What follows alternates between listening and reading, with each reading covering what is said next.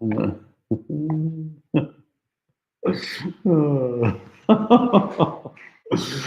right. Yeah. Ah, shit. Okay. Right. Let's go live.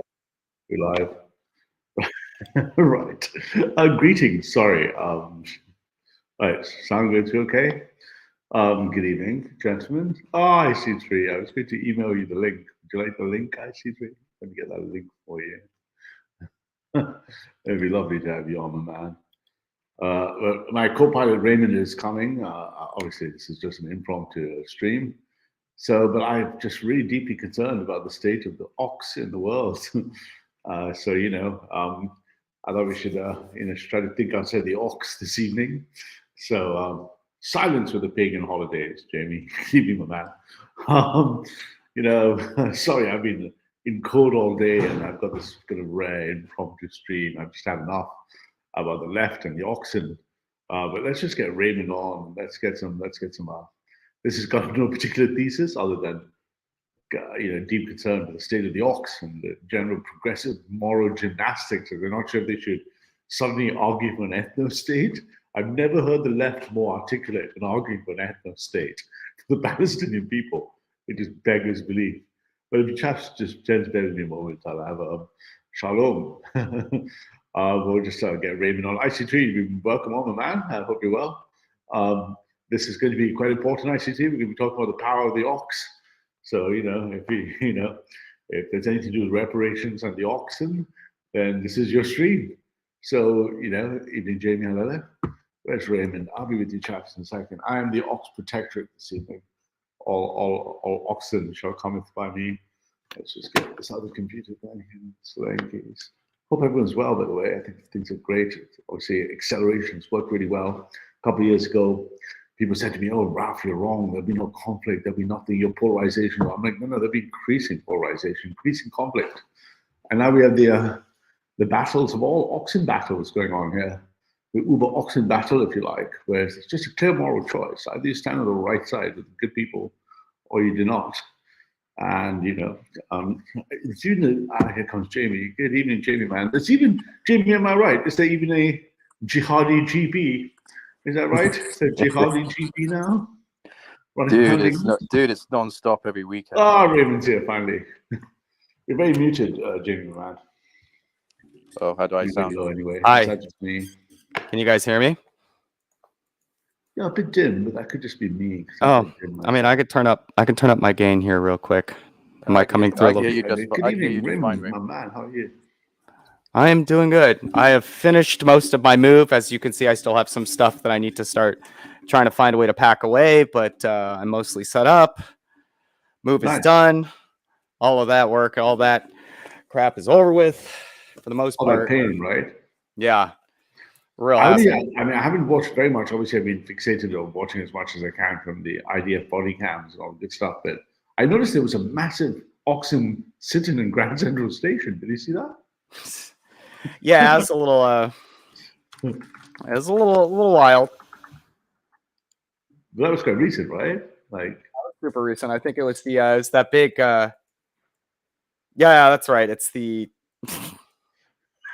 Yeah, this is an impromptu stream for which there's no deep thesis. Yeah. The thesis, there's one thesis. In the singular, it's ox. In the plural, it's oxen. Yep. But yeah. So can I just go get my drink because Jamie's on here? I'll be like just 2 minutes. Is that okay? Because I wasn't really prepared, and then we can. That's fine. We can look at some of the lefties. And perhaps Jamie can update us on the state of. Apparently, there's a jihadi GP running around the streets of Britain. So Jamie can update us more on that. Bro, this whole conflict has caused some complete anarchy. This conflict is crazy, man. Like the entire social domain is just alight with no, you're the bad guy, no, you're the bad guy, no, you're the bad guy, you're the bad guy, and that nobody can seem to figure out. I think I put it pretty succinctly on an X post that I did, where I pretty much just said, look, you do enough research, nobody looks sympathetic. But also everybody is exceedingly unsympathetic at that. Like nobody is like they're both sympathetic and unsympathetic at the same time. You can understand both their positions. Little boys. Good evening, Master 83. But it's really about power, isn't it? That's what Greeting. Yeah. That's right. It's Power. all It about is about power. power. It's about the Mike power of the is ox. right. The other statement I made was, what I found really fascinating was the very, very real and vitriolic reaction from two generations of people that have had zero impact on this conflict and did not create the conflict the way it is today, which is the millennials and the Gen Z. Yeah. And it's entirely ideological reactions to the actual conflict. It's not. We'll jump. I'll be right back, but I'm sure. I see you illuminate us about the power of the ox, and I should be The power of the ox. So what's your position, Raymond? Obviously, a faithful American. Oh, I did a little bit of humor on some of my posts where I said, for the sake of my future and my career, I must stand with Israel. Right, just to cover my base there, just to cover myself. Now, I get that the rest of the global South and most of BRICS does not carry that position, but unfortunately, I live in America and I don't get much of a choice in the matter. All right. Okay. Yeah, he's got his shekels. I got my position I have to stand on, regardless of whether or not I think either side is sympathetic or not. I think that's irrelevant. Right. Technically, right. neither side looks good in this conflict. Everybody kind of looks like crap. And Yeah. there's unfortunately there's no ifs, ands, or buts around that. There is no way to speak your way out of this mess. It just everybody just looks bad. And you're It an just sucks. ex-soldier as well, so Yeah. you're a civil servant of the United States of America. Yeah. Ex-civil Once a servant, soldier, technically, always a soldier. Yeah. Right? Yes, but for the sake of, I was like, for the sake of any future career I might have, I must very well be pro-Israel in this regard. It seems like there's a generational divide, especially with the lefties, because the older generation of Democrats are, for the most part, still with Israel because Correct. they were This is allies with them in the Cold War. But it is all the young generation that are vehemently like pro-Palestine, anti-Israel. That's exactly the point I made. It's like Right. Gen Zs and millennials are such a byproduct of ideological indoctrination, because millennials and Gen Z have had zero reason to have any investment into this conflict. Absolutely zero reason. Millennials have had nothing to do. Who gave the indoctrination then? Why are those young people thinking like that? Well, Who indoctrinated them? we could pull up the data and the statistics, but a vast majority of the disagreeing party that would be very anti-Israel is mostly college educated or Muslim. Or Muslim. That's the other one. I'm not getting into the demographic conversation. I'm actually just avoiding the demographic conversation. I'm solely talking from an educational perspective. Well, it is very observable. The older generation, I mean, they lived during the Cold War, and Israel was definitely like a very, potent ally during those times. So they still got that kind of like connection, even if you're not Jewish, But the younger generation, they've obviously been exposed to social media, and obviously they got the whole like, we must always be with the perceived underdog, and anything that comes across as colonialist and imperialist must be evil. Victim. Yeah. Yes. And the chickens are coming home to roost. Yep. It's something is very easily observed. It's getting very messy over there, isn't it? You've got the Middle East, you've got Ukraine still going on. I mean, it's getting really messy. Yeah. A bit too close. Yeah, and the Americans apparently have landed in Israel. Apparently, we've actually landed ground forces. Not to mention, we managed to keep our carriers just out of missile range. Right. Very, very smart by our military leadership. They figure that they kind of understand that the economics don't work there. If we lose a $2-3 billion carrier strike group because our opponent fired less than maybe 50% of the total cost. Oh yeah, just missiles. Just missiles. Oh, Yeah, and just yeah. missiles. Think about it. Think about it. Most of our missile defense system is not designed around hypersonic missile defense, right? And Okay. most of Russia's military research and development has actually been geared towards hypersonic missile defense. Same thing with China. So a lot of their anti-ship missiles are designed around hypersonic, bypassing a lot of missile defense systems like Sea Whiz and the interceptor missiles, like what do they call them? Vampire. Yeah. Right. Essentially, and it's crazy because you can sink carriers at like 10% the total cost that you normally would, and you don't even have to put anybody in harm's way to do it. And that is one of the things that really irks me about putting all of our reliance on carriers right now, as well as the F-35s, because we never developed the shields necessary to defend against those kinds of swords. Right. I hope Israel is able to really advance their missile defense technology, especially with the laser department. Yeah, we sent a shit ton of Patriot defense systems. We sent like I think 5 artillery defense battalions. I think we sent 5 of them. So Ralph, I'd like and the panel, I'd like to challenge you on the issue of righteousness, because you did mention that at the beginning of the stream about how morality affects war. You've got to be seen to have the moral authority. You've got to be seen to be on the moral high ground. Righteousness. Yes. Okay. So I just bought. He's rubbing his hand. Okay. I'm lining up now. I'm lining this up because it's going to get heavy. It's going to get heavy. It's going to get heavy. So I'm just okay. So I've just bought the most expensive book I've ever bought in my whole entire life. I was traumatized. Not secular chronism, by any chance. Oh, no. All right. Subhanallah. But Okay. the information in this book is what I've been trying to get for about 15, 16 years. And there's only one more piece of the puzzle I've got to get. But look at this. Oh, here we go. Aha! I can say okie dokies. I think this is an important thing, righteousness and the black struggle. I think we're particularly here to help. I'm sure my brother Raymond. Okay. So watch this. So watch this. So I haven't finished reading the book yet, but so far I'm going to have to accept that you win, Ralph, on the white supremacy question after reading this book. Yeah, because you always say, well, where's the white supremacists? Well, we can't find the white supremacists. Some of my best friends are white supremacists. Okay. Right. So I accept that. But it gets deeper. Uh-huh. So just from the bit of reading of this book, there's 2 camps. Mein Kampf, The Abrahamic faiths, the Abrahamic faiths,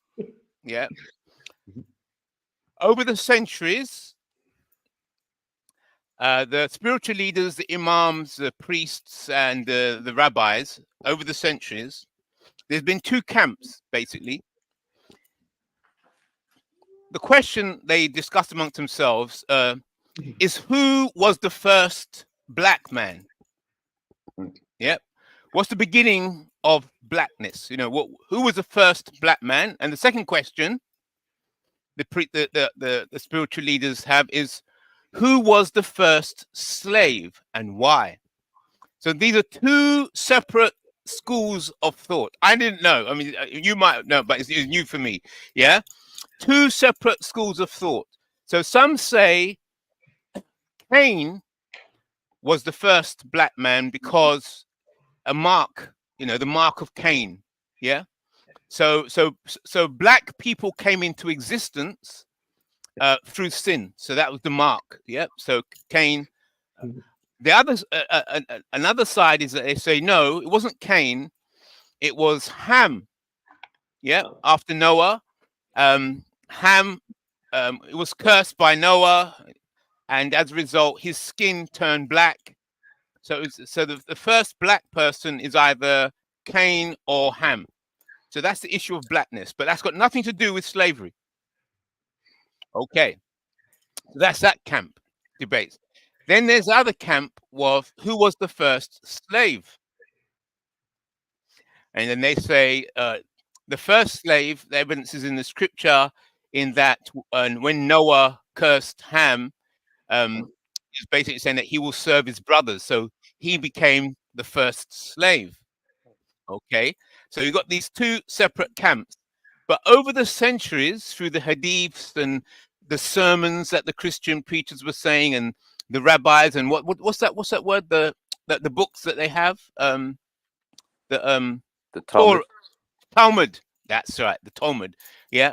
So over the centuries, the two camps have merged slowly but surely. Yeah.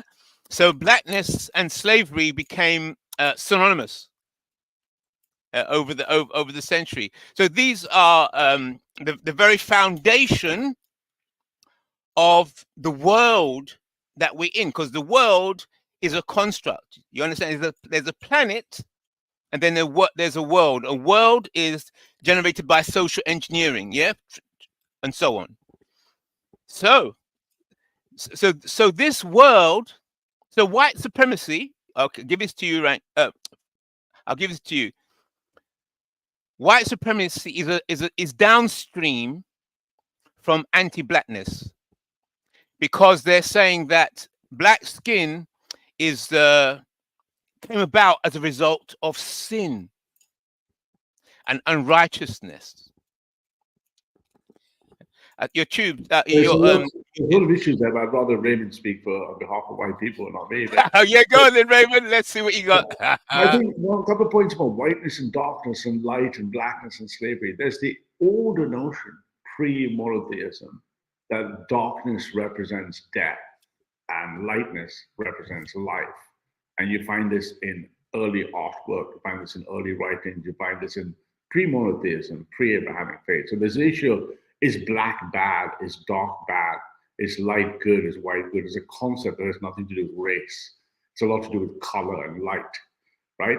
Now, if you look at non-pagan religions, right? I mean, Eastern religions, they've never had an issue, the tension between dark and light and black and white, and they have to exist concurrently, almost a co-relationship. So there's separating the idea of racial skin tone colors from black and white and goodness and darkness. I think those are different concepts that have intersected with itself. In terms of slavery, that's very difficult. I mean, I can speak for Christians for slavery, and so has Judaism. I think Islam tried to reform it very, very strongly, in so much that chattel slavery is rejected in the Bible, a form of voluntary slavery or voluntary servitude. But again, the word slavery and servitude is also heavily loaded, because I think of slavery and service as being a good thing.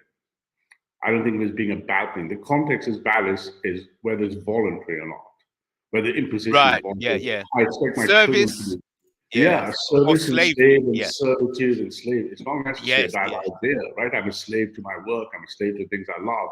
So slavery in of itself is not necessarily negative. Slavery association with involuntary control of power is something. Oh yes, and before Raymond kicks off, is that I mean, you probably all knew this before, but I didn't know that the fundamental foundation of the world is that slaves cannot own property. Once you have slave status, you cannot own property. There's no So what do you think of that, Raymond? I haven't read the whole book yet.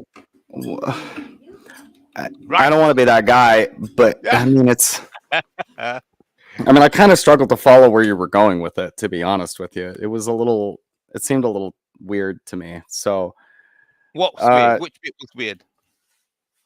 I've never really read the book you're talking about. So you never heard of it? No, I hadn't heard of it either. So the only real context I know about the mark of Cain referring to like blackness itself was actually through the Mormon Church, weirdly enough. Mm-hmm. I was about to say they had only recently allowed African Americans into the church, or just Africans in general, because they finally realized that the mark of Cain didn't actually mean to be black, and it was such a weird a weird thing that I stumbled into. that right. they, That's mentioned in they this. tried to That's give right. me this whole theological discussion on it, and I just sat here and went, wait, so you're telling me you guys were just blatantly racist because you misinterpreted the Bible? Is that what I'm getting out of this? Right. And their response, Serious. yeah, I thought it was the strangest thing. I didn't understand it really. It was very weird to me. I guess I don't know. Just the entire idea of blackness itself seems really strange. It seems really just disconnected.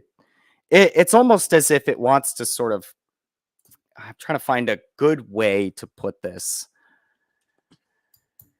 It almost as if it wants to sort of lay at the feet of an explanation for the consequences and sort of the historical context of Africa is one of the interesting things I've noticed when it comes to the notion of blackness.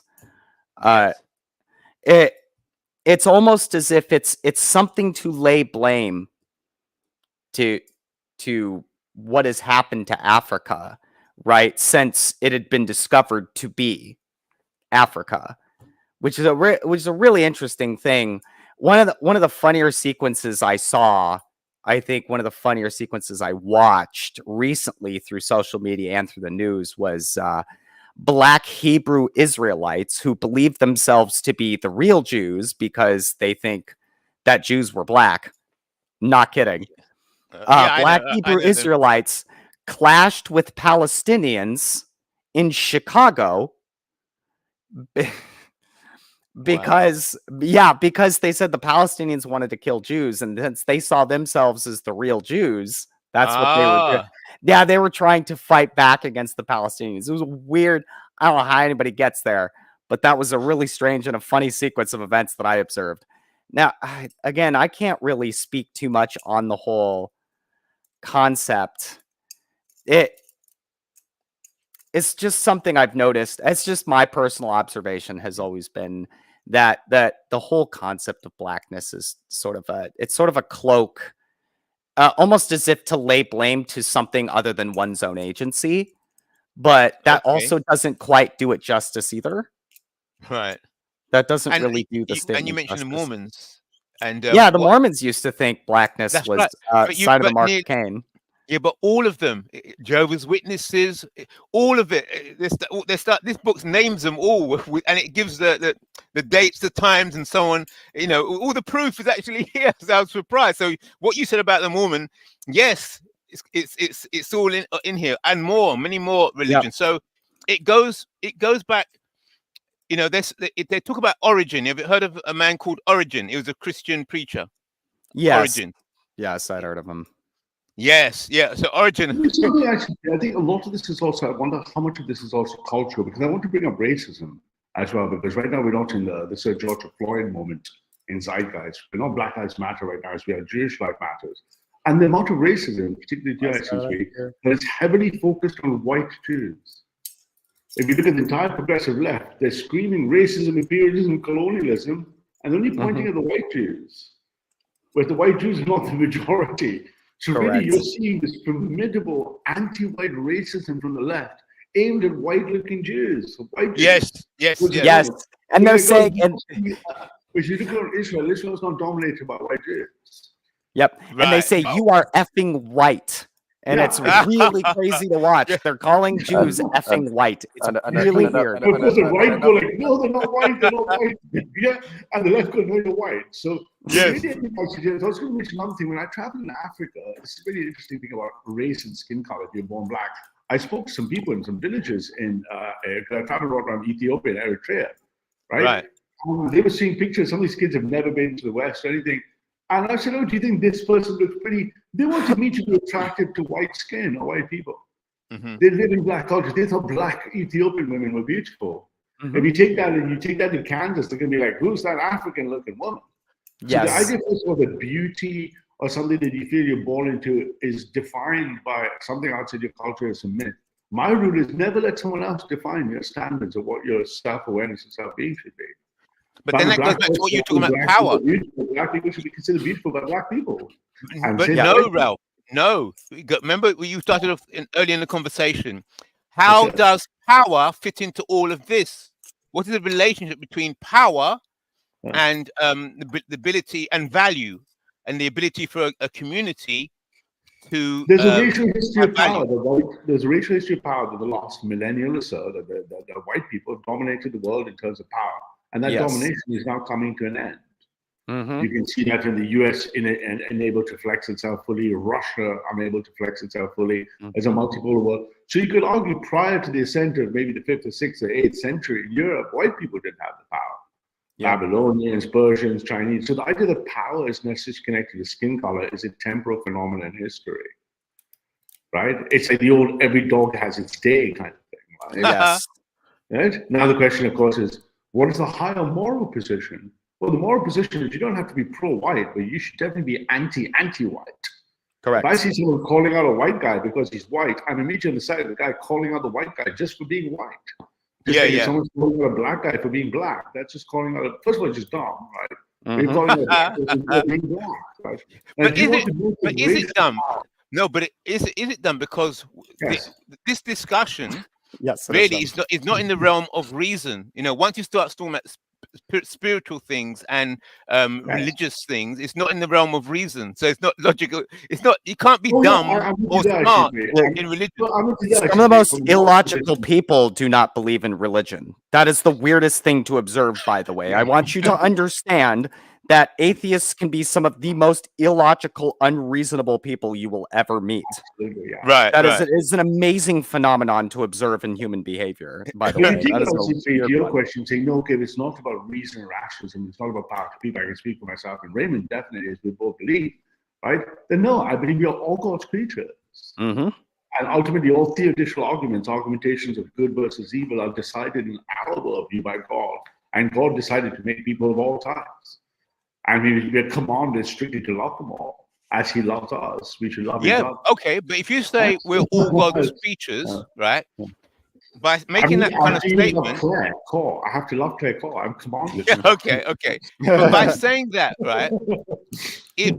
Whoever has the position that we are all human and under the one divine entity, right? Then the next angle comes in. Well, who has the ear of the divine?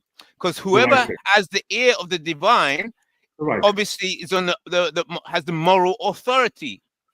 Only the moral authority granted by God, but that would be a theologically incorrect concept to think because I am righteous and because I'm holy and because I am observant, that somehow I can take the authority that God favors me and then impose it upon others would be a sin. Say that again. If I consider myself to be righteous and pure, and I try and I struggle to be as close to God as I want to, and I consider myself righteous, it would be a sin for me to take my sense of righteousness and impose that upon others. Right. Yeah. Anyone claiming to be an instrument of God clearly thinks he is God. Careful.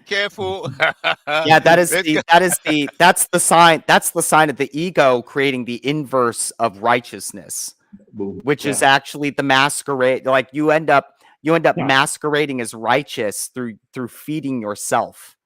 And you stop being righteous through your own ego. Which is a really but there's the other interesting side. thing. Look at what the scripture talks about Jonah. It is possible that the Almighty could choose you to go on a mission. Correct. Just like Jonah. And then Jonah tried to do a runner, didn't he? Or sacrifice your son. Right? Yes. But you also have to understand God expects all of those who are chosen by him to be humble. Yeah. Well, Jonah was asleep at the bottom of the ship. He's running away. I mean, how much more humble can you be? Yep. God has chosen some of the greatest sinners to also be some of his biggest champions. And power. Suppose I said you were righteous. That's not my position to say it's in the eyes of the Lord, and the Lord deemed you as righteous and he granted you power. What would you do with the power? Suppose I gave you the power, for example, right now. What would you do with said power? Oh, well, Would you want to see a world that was good for him? The principle that the true source of power, ultimate power, is the Almighty. Then, if the Almighty chooses you to go on a mission, the Almighty will grant you the power to do what you have to do is necessary. You know, Moses, all these stories. Yes. So therefore, it is not for the person who's been granted the power by the Almighty to just think, oh, I wonder what should I do? The Almighty has given me all this power. He's given me the rod. What should I do with it? No. When you're given the rod, you're told what to do with it. I can appreciate your soft comforts you in this moment, but I think we're avoiding like Jonah my direct question, because suppose you, Master IC3, were given the power right now, abracadabra, and you'll fight for salvation. What would you do with the power? I would listen to whoever gave me the power. I would listen to the instruction of whoever or wherever the power source was. Yeah. Because there would be a reason why that source has chosen me. All right. So say the source doesn't communicate with you like I'm communicating right now with you. You know, how would you interpret the instructions? Well, power has to be communicated, correct? If to realize that I have been granted the power, there must be some level of communication. Yeah. So are you saying without special revelation or personal prophetic revelation, that you are unwilling to look at scripture, other sources of power? Do you think it has to be direct? I mean, a lot of the prophets seem to take instruction from like dreams, I guess. Right. Yeah. Joseph. Yeah. So if you look at, I'm going to talk with atheists, right? The atheists always argue, yeah, show me the evidence, show me the evidence, show me the reason. Yeah, that's right. Evidence. Right? But I also, you know, from a scientific point of view, I consider the universe to first of all exist under general revelation. I believe God has revealed this universe to us. And by general revelation, the existence of the universe, then there's special revelation given directly to prophets via angels to those that we one away from communication with God. And the results of those are in scripture. Yes. So you've got revelation of the universe. Physics can only look at what God is showing us to get close to God. Then there's special revelation. Yes. Science, prophets. And then there's the results of the revelation in scripture. So you have access to that message. You don't need it to be prophetic. You don't, that again with the ego saying, unless God tells me directly what to do, I will do it. Right, yeah. Okay, so you've raised a good point. So let's illustrate it in this way. See if you will agree with this. In your life, you've been given power or put in a position of responsibility. And that's right. You can be chosen by your employer or chosen by and that person who chooses you and puts you in that situation. It's only when you get into that situation do you start to realize the magnitude. You can't tell until you've been put in that situation what the responsibilities are. So in the same way, when you're granted that power, just like when you got promoted or you got a certain position, when you become at that elevation, your view changes. You can see further than you were. That's one perspective. That's a post-facto analysis of having been given power, and it's an externalization of agency. The hardest power, the hardest responsibility, from the word responsibility, broken, the ability to respond, is when you take it upon yourself. God helps those that help themselves. Okay. Right? Good. So when you say I take it upon myself, not by power granted or vested into me, but I take it upon my own responsibility, the ability to respond. And that is a very conservative, theocratic position, if you like, right? That says, no, God helps those who help themselves. I will take it upon myself to do something for others. Whatever that responsibility might be, brush my teeth, look after my kids, right? Get to work with them. That responsibility is very different from proxy authority by someone giving it to me, meaning my father gave me money to go to the shop. So now I have the authority of the money given to my father's shop. That's a different type of authority from that you take upon yourself. The most powerful form of responsibility and authority is that which you take by submitting to God and then choosing to do it all by yourself with the least amount of anything given, when all that power is coming from within yourself. You yourself are the source of the power, because you yourself are the one with the responsibility, i.e. the ability to respond. Wait a minute, Ralph. You're going a bit off there. What do you mean? What you just said there, you yourself are the source of the power. What's going on here? That's the responsibility. I'm saying my responsibility. So, for example, let me give you concrete examples. I'm 14 years old. My father could give me £100 and say, "Here's your allowance for the week." And I could say, "Here's the authority and the power giving me my £100 allowance." The 14-year-old, I can choose to spend, or I could refuse the £100. And I could choose for myself to go out and open a lemonade stand for our American audience and go make my own £100 using my own responsibility. Therefore, I would be showing that this power and authority that is stemming upon myself is an inner responsibility back to the religious concept of God helps those that help themselves. The ultimate form of power is, and then the even higher form of power, it's even harder, is when you're sacrificing yourself for the good of others. The ultimate power, the power of self-sacrifice. Right? No one is giving me anything, and I'm actually working against myself so that I'm maximizing others. At first, you might say that looks like slavery. It isn't. It's actually ultra empowering. You're not dependent on anybody, and you're not going to take anything from anyone. And your power stems from the fact that you're not enslaved by anyone, and you're not demanding anything, you're not expecting anything, and nevertheless, you're still doing it. That is formidably empowering. It's sacrificially empowering.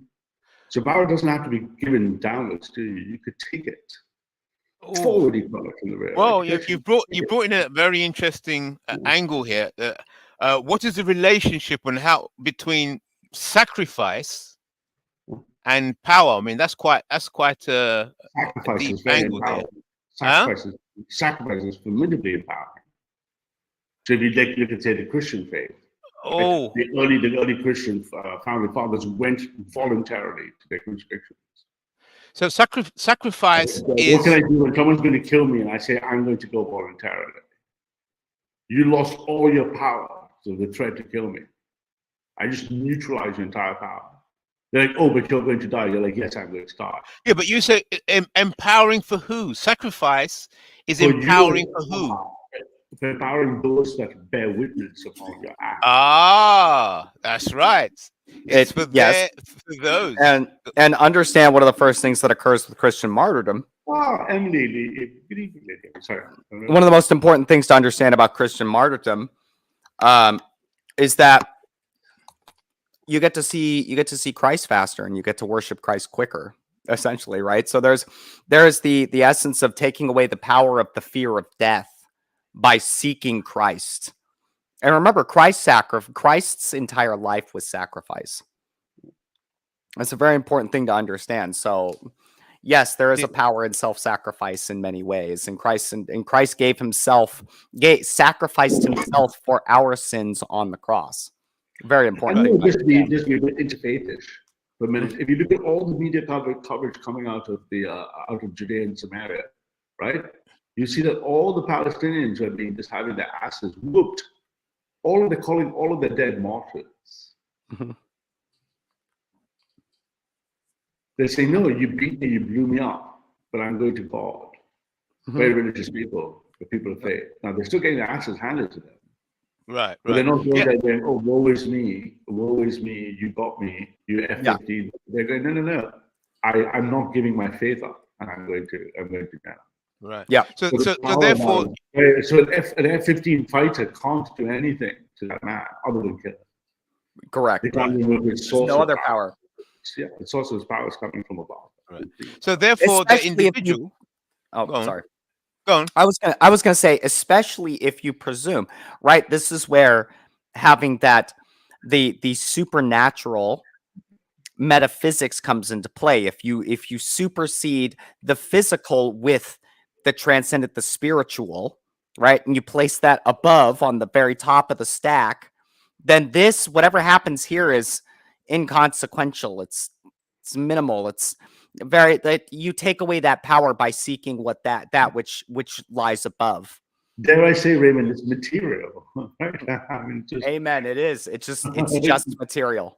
just material, right? Right. Well, Go I on. can give a explanation of importance. You're cracking up. You're cracking up. Can't hear you. Oh shit! You're breaking up, man. It's okay. Okay. So, so again, ICT, in the work I've done for the last 3 years, that's been a hell of a slog and drive. It'd be so easy for me to walk away. You have no idea how comfortable I'd be sailing right now, right? I've been the Caribbean, my man, right? I'd be like, things would be good. And that's my choice not to do so. Yeah, but you love the challenge. You love the challenge. Just to hang about in the Caribbean, with you want to do something more significant with your skill, knowledge, and contacts. You don't want to just be cruising around the Caribbean. Learning to sail for the rest of my life up and down the North American coastline sounds like a hell of a challenge. Bro, that is the ultimate desire for my retirement is to own a sailboat. We'll do it together when I'm on day, right? Yeah, just to sail, man. I've wanted to learn how to sail. I may suffer from horrendous motion sickness, but I still want to learn how to sail. Right. I am more than happy to get seasick to figure this out. The point I see too, though, is that, but it's not just a challenge. I could have a challenge just playing speed chess. I play speed chess, this is 10 games, and I lose every game. When I lose, I'm challenged. That's not the same thing as I'm not sacrificing myself when I play speed chess. Yeah. I'm sacrificing myself when I work. Yeah. Okay. So what you're saying? No one can compete with me unless they match my level of sacrifice. Yeah. Okay. They can't match the power level. They have to match the sacrifice level. Yeah. So the one who is sacrificing himself or herself is gaining no power. They're transmitting, or they're hoping to transmit power to the community to which they're sacrificing for. They're sacrificing themselves for. So, how's my mic sound? Unfortunately, really good. Well, I wanted to explain why sacrifice works in Darwinism. For example, the best example I could bring up is, for example, a bee. They have a stinger, and the sting is in order to save the hive. They might have to sting, and that stinger will literally come off the bee, and the bee will die in the process. And you're kind of thinking, what's the point of that? Well, in order for the sting to really burn, therefore the whole thing needs to come off and kills a bee, and that way, it will fend off the predator or the animal that might destroy the beehive, and therefore, that self-sacrifice, is what keeps that group, going in the long run. The naturalist explanation, the materialist explanation, would ultimately be some sort of altruism function. That really the sacrifice is just there as a function of altruism, right? So breaching whales, or there's nothing like, lots of studies have shown the fiercest people is when a grandmother defends its grandchild more than a mother and its child. Right? Lots of species, including humans, so grandmothers are particularly fierce about defending, right? Because they're post-sexual, right? So you can attach materialistic, altruistic explanations, but none of them will be metaphysical. I'm not sacrificing myself for material altruistic function. I'm sacrificing myself because it's what God would want. Mm-hmm. It's not. If I'm convinced myself, I may be wrong, that this is the right thing to do.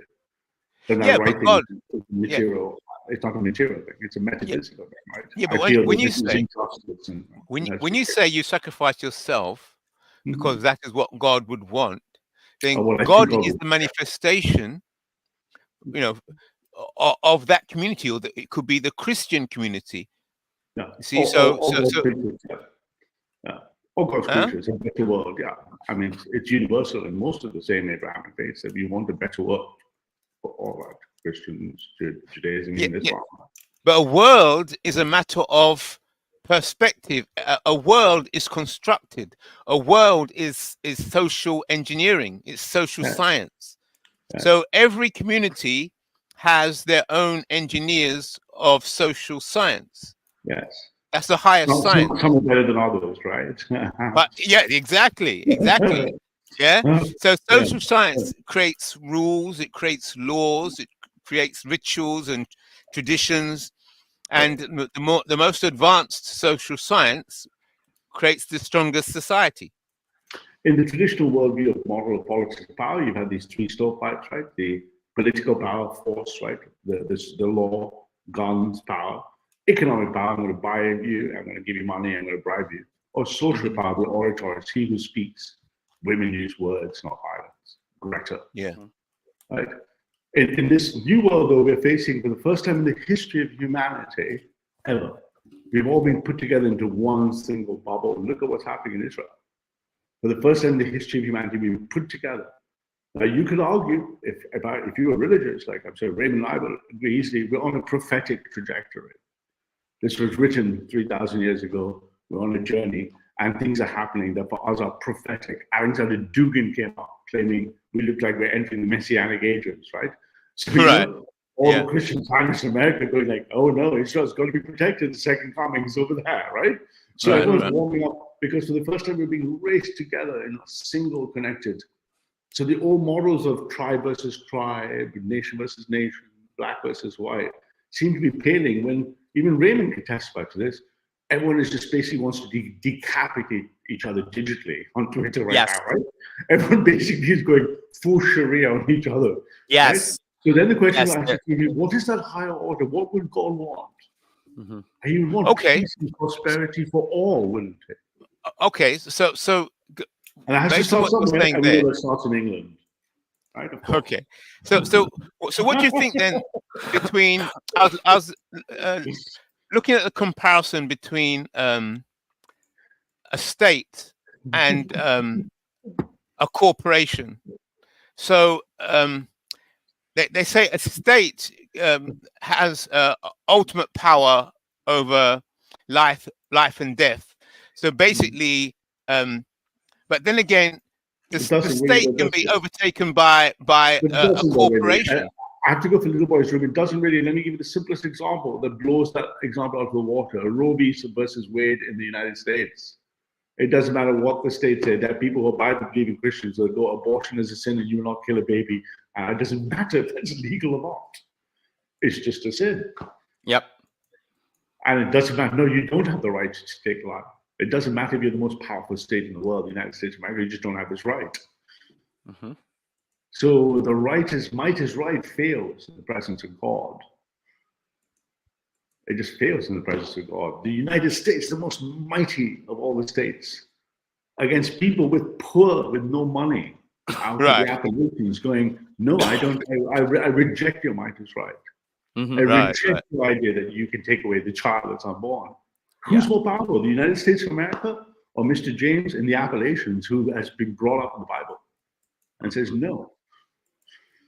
So that's a good point. You made a good point there. But does that apply to the COVID then, the whole COVID situation and the cathedral? Is the cathedral might? If you may, I have, like race realism also applies to my renary system and my bladder.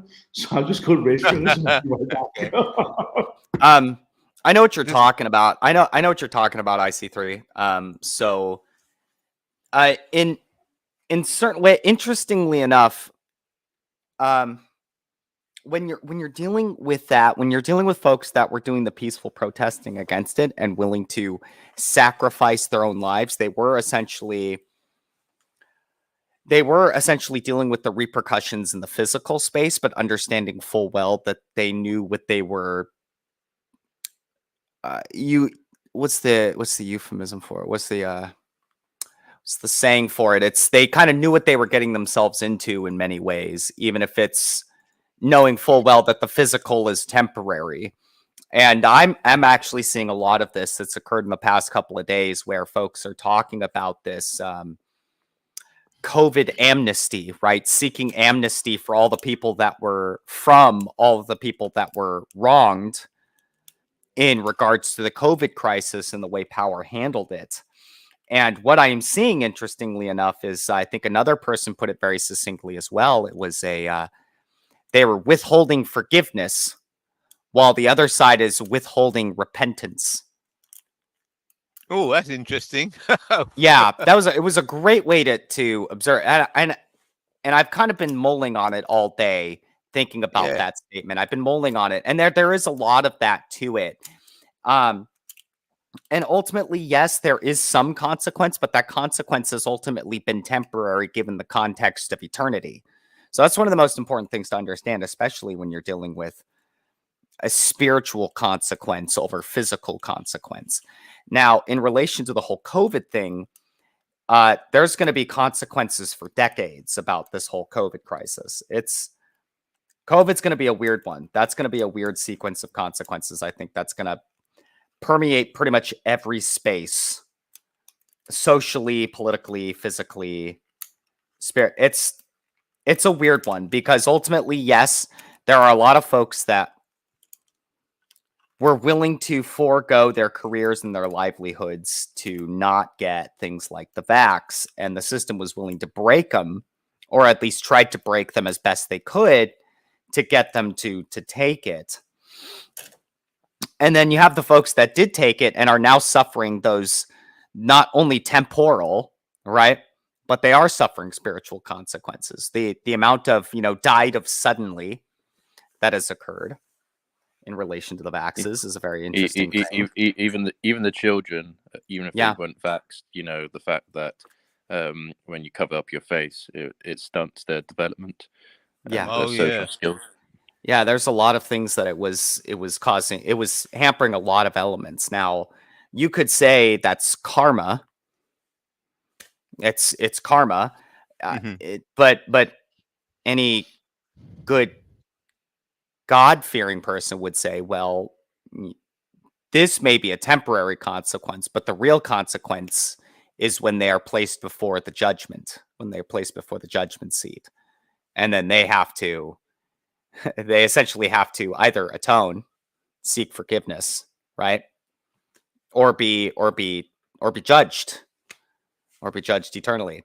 Now, COVID is fascinating because I think we're going to keep seeing more and more consequences occur from COVID.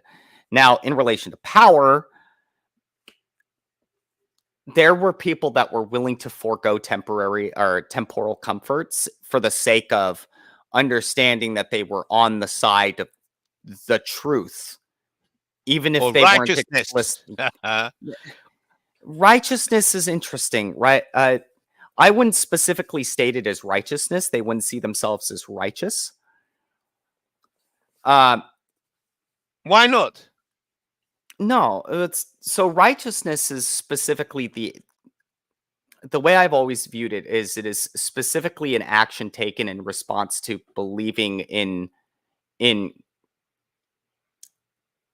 being chosen, right? But it's not strictly to do with relationships to, acting on behalf of the truth. But maybe I misunderstand it. I think righteousness is really pushing yourself to act in a ethical manner, even when everyone else is not.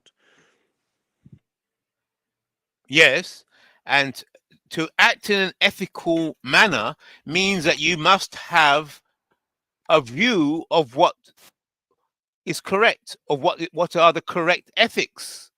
So you have a vision of a standard of what is ethical, and you're sticking to it.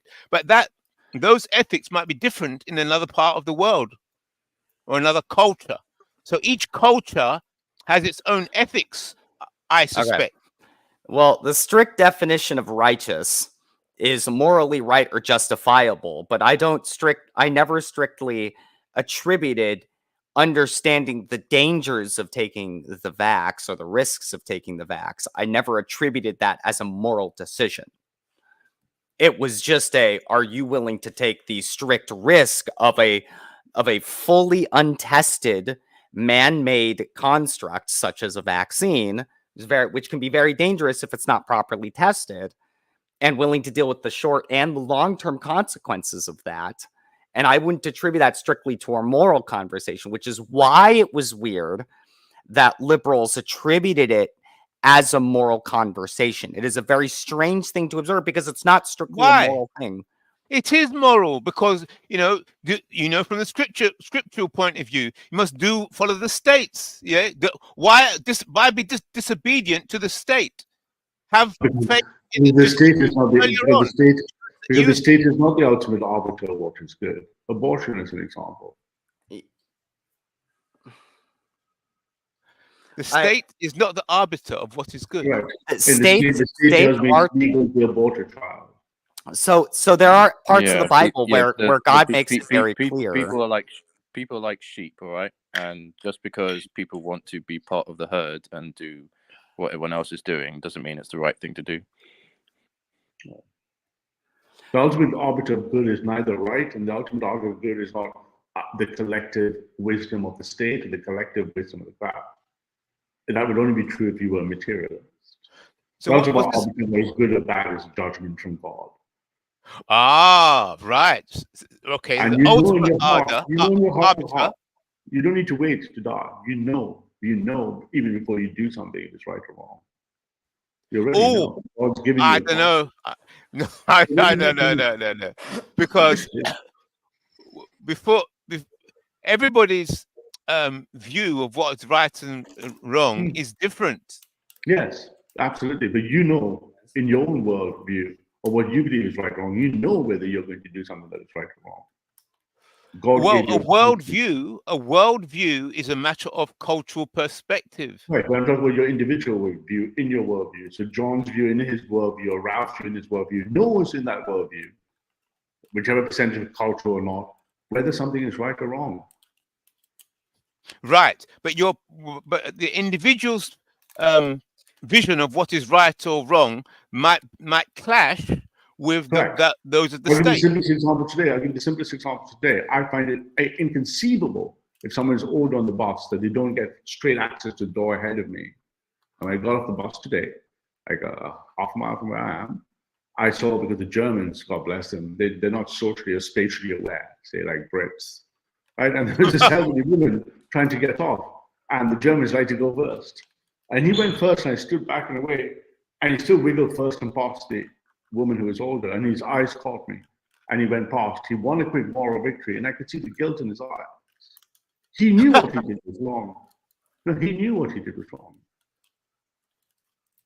He knows what he did was wrong. He should have waited. And but you said he's a German. You just said the Germans don't have the social awareness.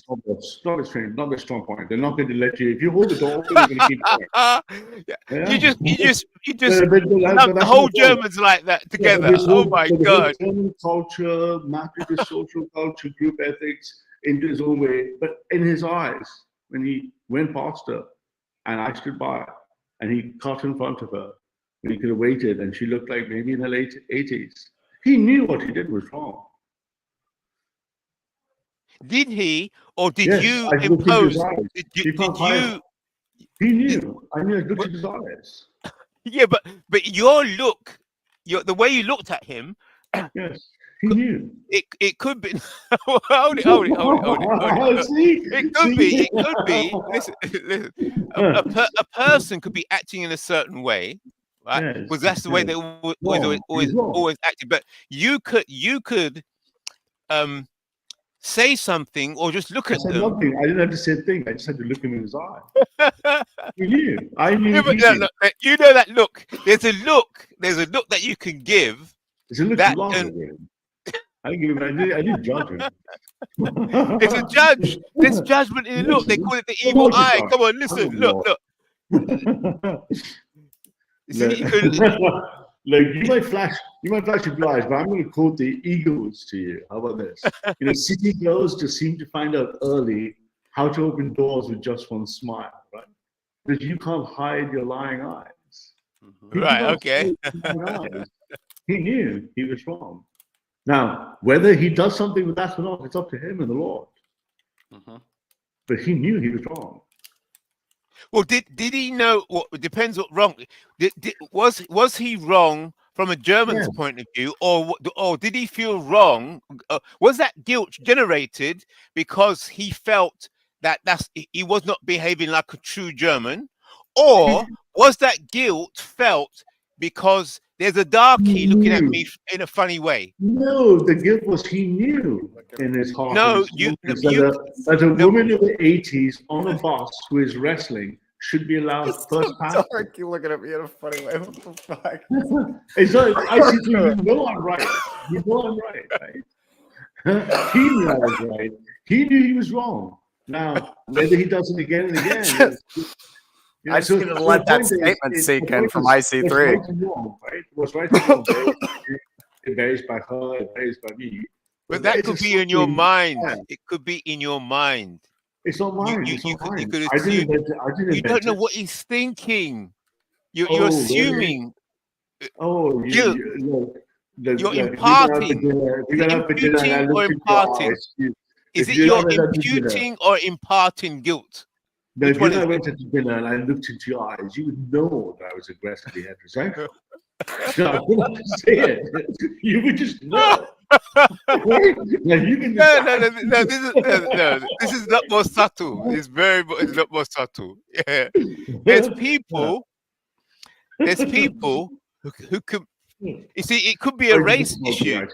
It could be a race issue. You see, it could be that I don't want to offend the darkie. I don't want to offend the darkie.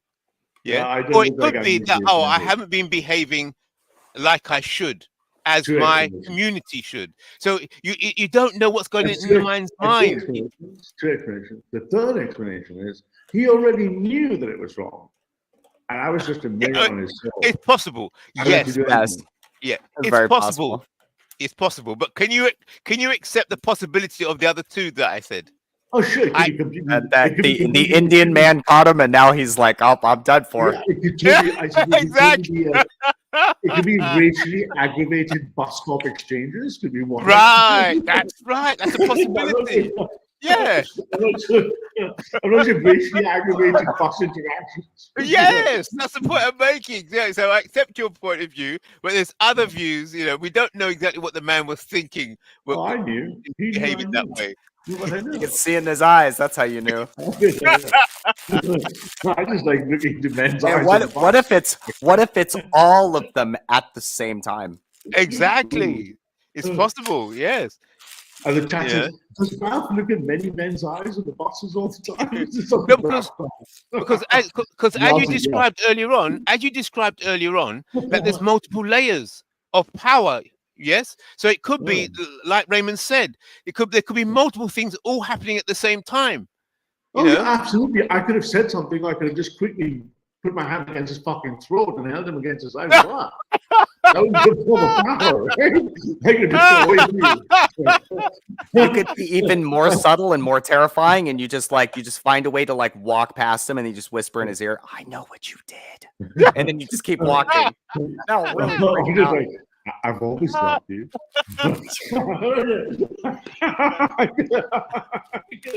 Just whisper like, "I know what you did." Passing in the night. So really, I think what ICT is, and we've had many conversations on this over the years. The question is, what's the relationship between power, race, and righteousness? Yes. And the answer is righteousness is the thing that nests power and race. If you think race nests the other one, you're like a racialist, right? You're like I'm a Sikhaila, Wakanda, or Raikanda, same shit. Raikanda. Right? Raikanda one side, like, and Wakanda, woo, right? Both cases, pointless. Right? Now, righteousness means, that's why I asked you the question that was not easy to answer. I noticed, my dear man, what would you do with the power? If you flipped off me, what I would do, I would say sacrifice myself a maximum benefit of those I care about in everyone's world. Yeah. I wouldn't be out for like ruling the world, right? Or having my will imposed upon others. Well, if I was given the power, then I would use it to undo the curse of Ham. But do you believe that that's the most righteous thing to do that can be done? I think that's reverse the curse of Ham and turn it into a blessing. I have lots of debates in the early days in Speakers Congress. Absolutely not. Black people believe they're inferior, have lost a war because they've given into white superiority.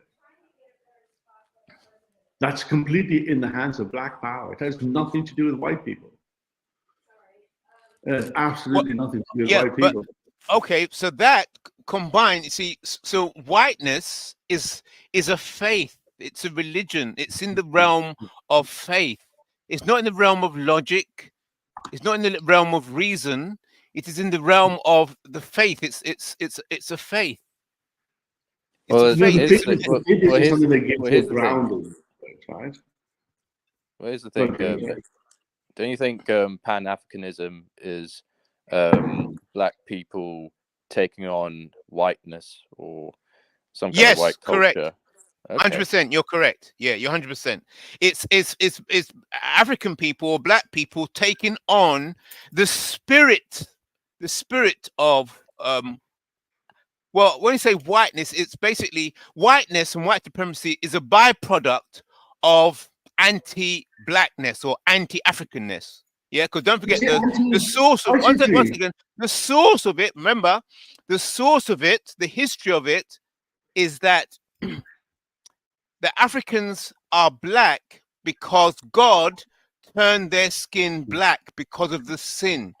So black skin is a result of sinfulness. Black skin but you see, is a result I that see, all the church fathers believed that. yeah, but you see, actually, I think this is a problem that a lot of black people have suffered in the diaspora. I didn't feel with black people when I met them, talk to them in Africa. There seems to be a problem black people have had in the West in contact with white people that have allowed their blackness, to use your term. I don't know what blackness is, because I don't know what whiteness is either, right? But one of these two things are Their blackness faith. is something that you've taken on because you've been in contact with white people, and you're in a mutually reciprocal relationship of inferiority and superiority. When I speak to black people in Africa, and I travel in Africa, they don't think like this. They Okay, don't think they're inferior. okay, so let's talk about a world. What is a world, and how is a world constructed?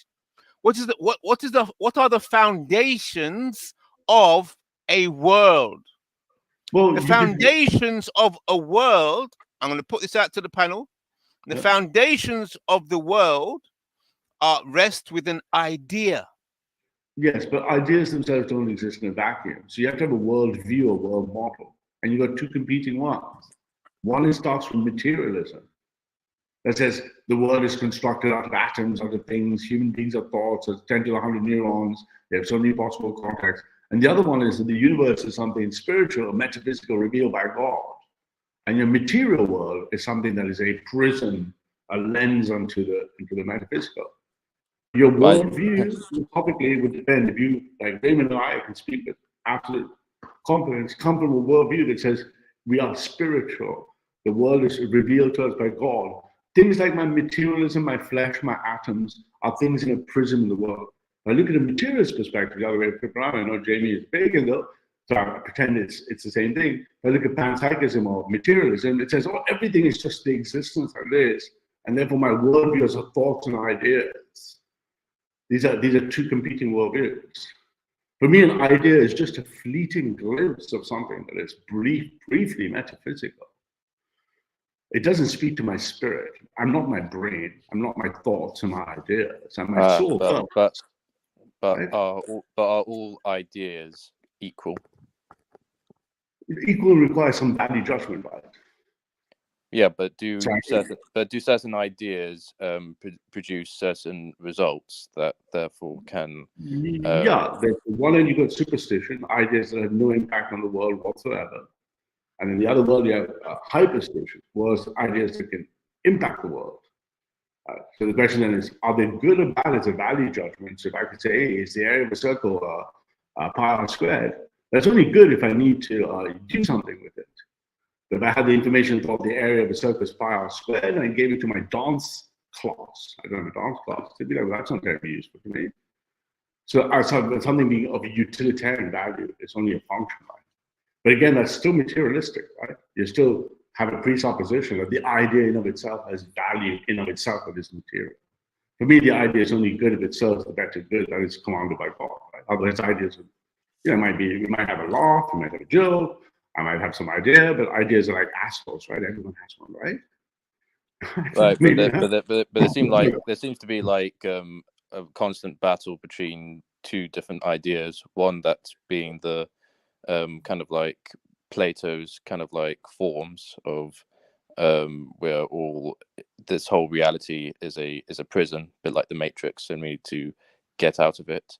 And there's the more Aristotelian type where it's more empirical, and therefore to understand the world, you must understand, the nature of physical things and maths and all that stuff. Yeah, but John, I hope you're doing well, my brother. It's also hints there that transcendental in the sense of Neoplatonism or Platonic forms are still abstractions. They still require human minds to construct them. They're not truly transcendental. Transcendental is the acceptance of the first-class presence of the spirit. Quantum, that's the word, isn't it? Quantum, yeah, I mean, just backward information. But I'm not my idea. I'm not my flesh. I'm not my 200 cell types. I'm not all the ideas I have. I'm not my clever little funny words. I'm not what I do. I'm a soul. I'm a vessel for my spirit. Everything else is downstream. Well, it's interesting. Like the term spirit can mean different things to some people. Like, for example, Hitler, when he was saying the blood, it was actually another way of saying the spirit. That's right. Godwin's law. No, but his was only because he wanted to reject and create a new religion based on mobile spirit. Right? He wanted, because he couldn't handle Christianity, because he couldn't handle the Jews, right? So he was constantly to take the German Christian nation with him. But Christ, Judaism comes from Judea. And therefore he comes up with this whole neo-Aryan mobile spirit. So we talk to National Socialists, National Proppers, right? Also, my Marxist history, I must put you in the same category. For them, race is biospirit. Biospirit. Well, third positionists and fascists, they're very influenced by Hegelianism, and it's a form of Gnosticism. Almost all categorization is just a very short factor. It's still authoritarianism, right? Yeah,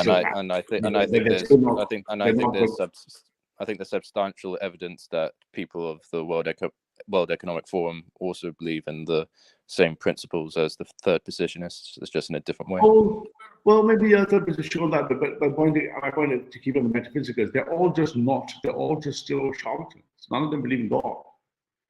Basically, I wire them all up and I put them into a machine. I know Raymond would believe in God. I can make that statement with confidence. I don't know about anyone else because on the panel at least, because you wouldn't pass the lots of sodium pentothal, couple of deep brain scans. Do you believe in God? You guys would say no. Oh no, well, they do believe in God. They just think God is evil. They just think God is evil. They think it's the demiurge, and that we need to absolve ourselves of the demiurge.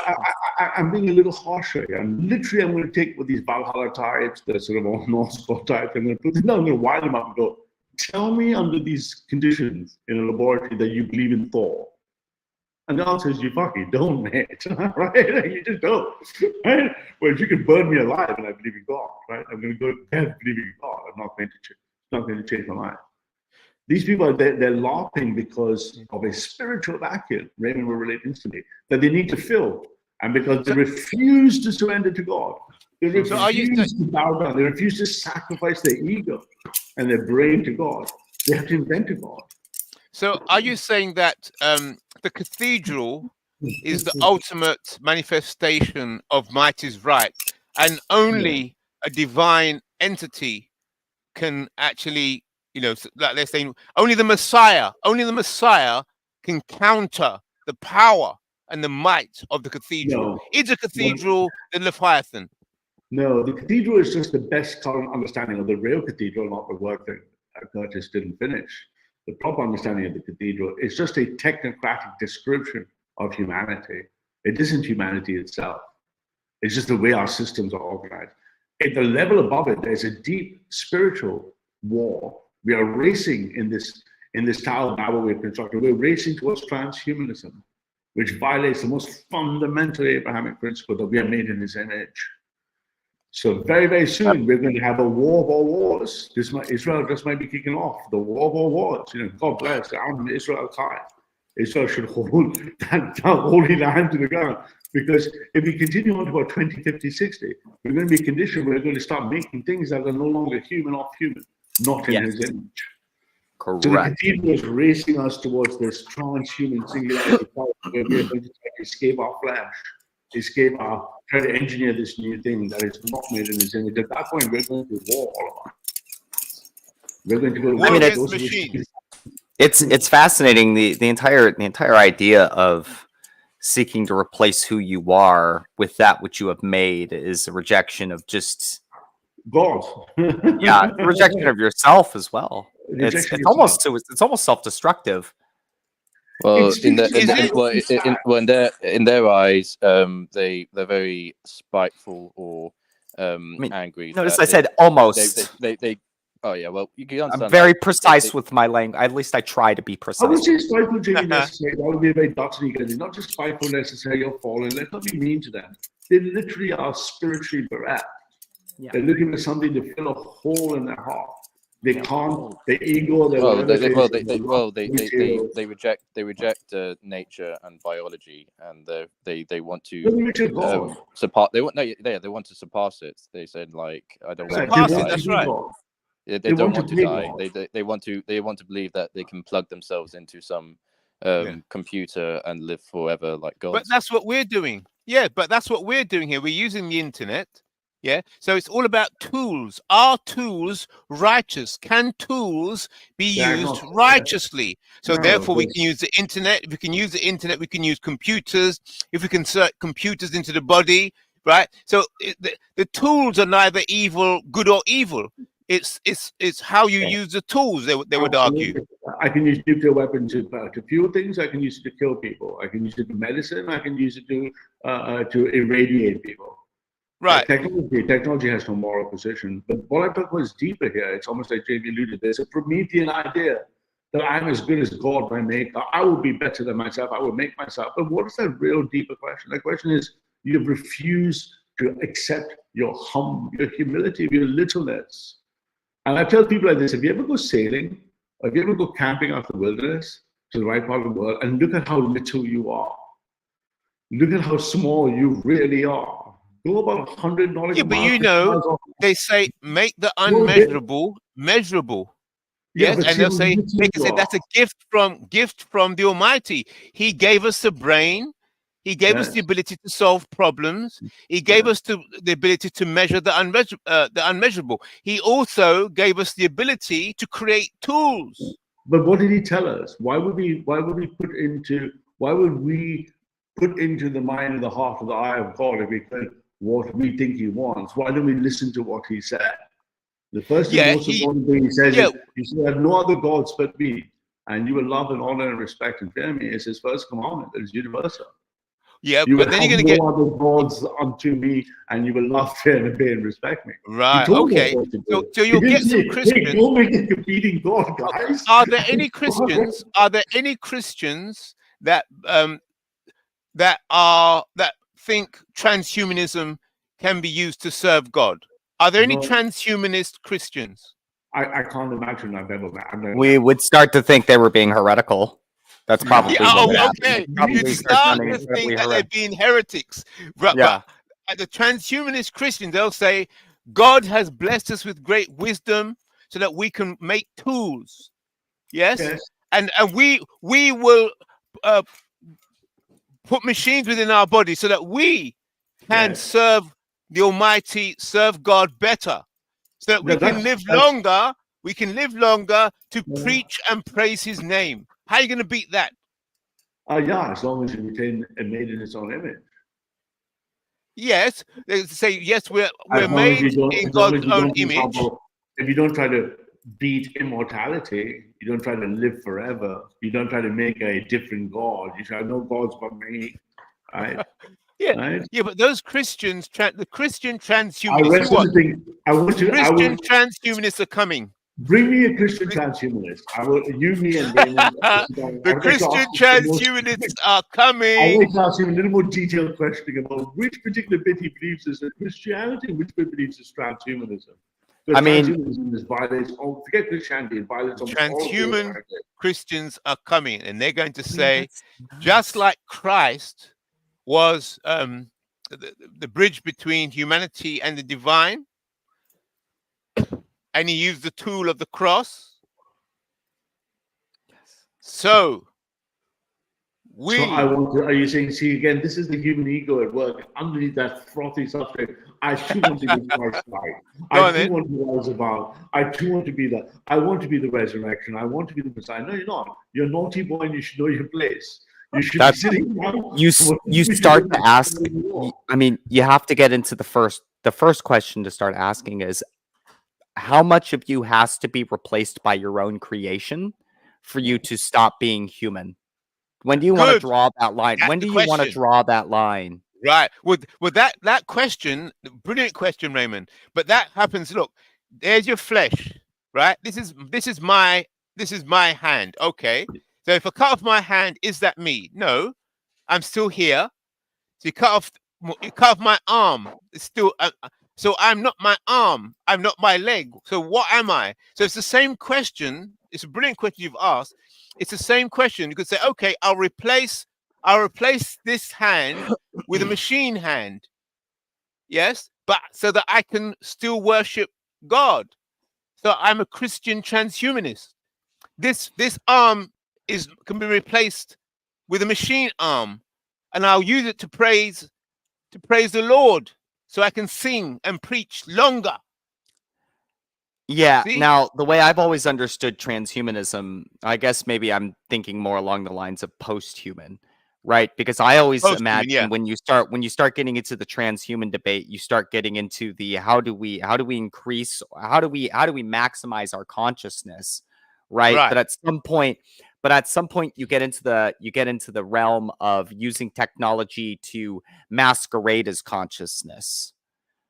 And then you start struggling with the idea of what even is human, because you have replaced so much of yourself. The only thing left is your capacity to understand that you are conscious, right? Oh, and then you start to struggle with that notion of, well, is my consciousness now a byproduct of a physical reaction within a body that is no longer there? Therefore, have I proceeded to, much akin to the thought experiment ship of Theseus, right? Like when you start replacing, are you still the same you, or have you become a new you? Right. And then you have to struggle with that notion of, has my soul been replaced by, and then it's like you said, like with the soul, then you have to start struggling with that, has my soul been replaced by something? Yeah, so therefore the new post-human Christian, they'll say, my soul I have dedicated to Christ the Almighty. So if my body is put within a machine, it's okay. If my body is replaced by a machine, I am still me. I am the soul. I lost my arm and now I have a machine arm, but that's okay. I still believe in Jesus. It's just that I have a robotic arm.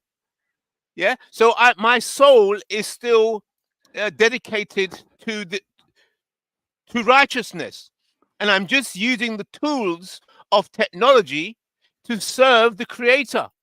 So my soul, as long as I am, my soul is, and my soul is dedicated to Christ, even if I have a robotic body. Let me ask you a question. Suppose I waved a magic wand, right? I said, okay, your biggest concern that I've known you for 5 years, whatever it is now, 4 years, right? I say, your biggest concern is black reparations and power. And I construct a Nuremberg court. And I give all the black people money and power. And I put in front of you all the white supremacists. And ask you to sentence. What sentence would you pass? But hold it, we haven't finished with the soul and the machine body yet. Don't run away yet, Ralph. We're dealing with the soul and transhumanism or post-humanism. We're dealing with the soul and the machine. So Carol's having the same confusion I am. I never considered replacing body parts as transhumanism. That's the interesting thing. I always understood transhumanism much akin to the way I also describe posthumanism, which is you replace the biological capacity for consciousness with the facsimile of consciousness through digital, right? That the man-made creation of the digital space as for example, there is a TV show that I have been watching that is a perfect example of this conundrum. It's called Upload, and it's an Amazon original series. It's called Upload. people seek immortality by downloading their consciousness to a digital realm. Yeah. But You they know what become the so program is? deeply constrained by that digital realm Yeah. that they cease to be I'll make it capable easier. of engaging in agency and I'll make it freedom as a easier. human would. I'll make it easier for IC3. Let's say we digitalize our brain, we digitalize our consciousness, and you still one. And now let me tell you where it breaks down. And now I connect this one person, I start connecting them to each other. What's called the Borg. I start Borgifying. Raymond and now Ralph. No Borg. longer Raymond and Ralph. Morning. We're Good morning. Raymond and Ralph, and there's another thing called Raymond and Ralph together. Right. They're not destroyed humanism. Another entity. Is it another entity or Correct. what? Now that is ungodly. Is it an entity? Yes, it's Raymond, Ralph, and John together have Borgified and digitally created our consciousness, and then we merge them. So all three of us are operating together, and there's a third thing that's a union of ours. But they'll say yes. But okay, I'm gonna preach. I'm going to preach from the other side. Watch this. Watch this. I'm going to say, based on what you just said, I'm going to say, well, that is heaven. Christianity, we're all human, we're all one. We've all come together as one. So that must be the ultimate aim. No, we're no longer made in his image. Sorry? We made our own image. Yes. You make your that's essentially what that's essentially what it is. You're essentially using the facsimile of man-made creation to masquerade as the image of God. And that's the point that I've been trying to make too. Worse than that, you're actually playing God. Yes. You're not humbling yourself. Yeah. Yes, but those people could come together and say, let us worship together wherever two or three are gathered. So if we gather our souls together within the machine, we've perfected our coming togetherness. We've perfected our unity, and therefore we have become Christ-like. We've become Christ-like. No, IC3. We have created something that is an abomination. You can't become Christ-like without Christ. Like Christ has to be the first and foremost in the mind and in the heart to become even remotely close to him. But you can never be him. Yeah, correct. So they will say you are correct, and then they'll say and they would be heretical. The reason we have done it is because Christ blessed us and gave us the ability to do it. Just like you have a microphone, you can preach without a microphone, or you can preach with a microphone. It's just technology. It's just a tool. So therefore, they can say we're using technology. What you could do is you can make an argument for all X I define. I'll keep trying to find Christian scripture that says it is X. X is still human. X is still human. So let me ask you the question the other way around. When does something we make and change ourselves not become human? Well, you say, okay, when it's something we make, but those technologists, they can say we are Christian scientists. We are Christian technologists. Hold it. And whatever we make. You're running away. My question is, when do we do something in your view, not the Christian scientist way? When do we do something we do in your view that makes us non-human? Hey, we have a Palestinian supporter, Shalom. Here's the link if you want to defend Palestine. Palestine is more a state of mind than it is a state.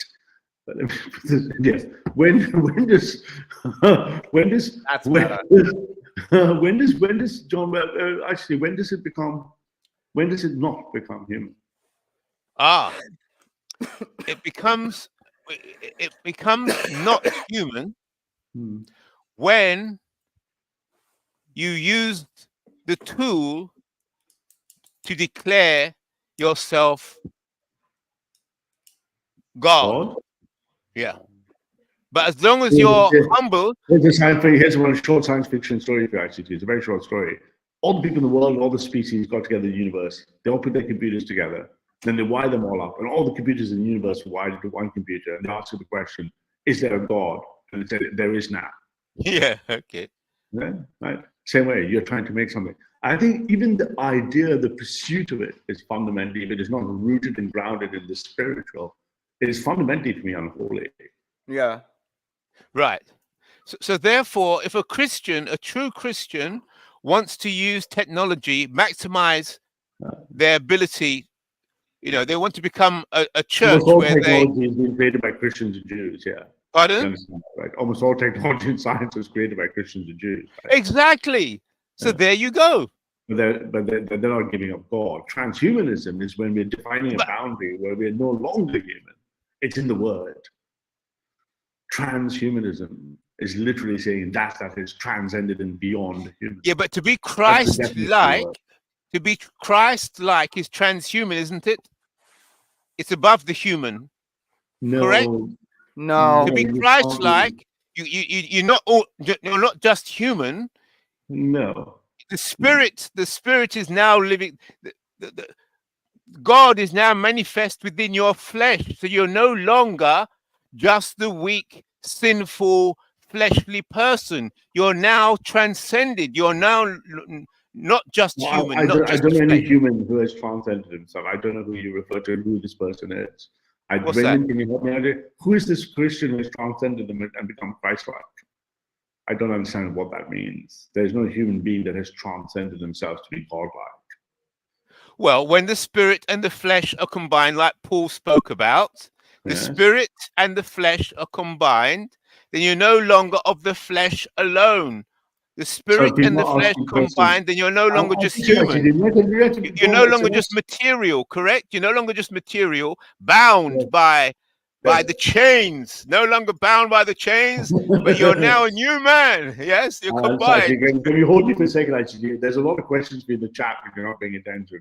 Right, go on. Lady Carol said something, so when she speaks, I listen. You know, I've got this thing. I see John's question. How do you feel about the way that Israel treats black people? Someone's asked you, how do you feel the way that Israel treats black people? How does Israel treat black people, out of curiosity?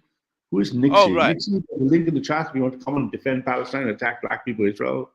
Okay. Well, the concept of Israel and Zionism is anti-Africanness, is anti-blackness.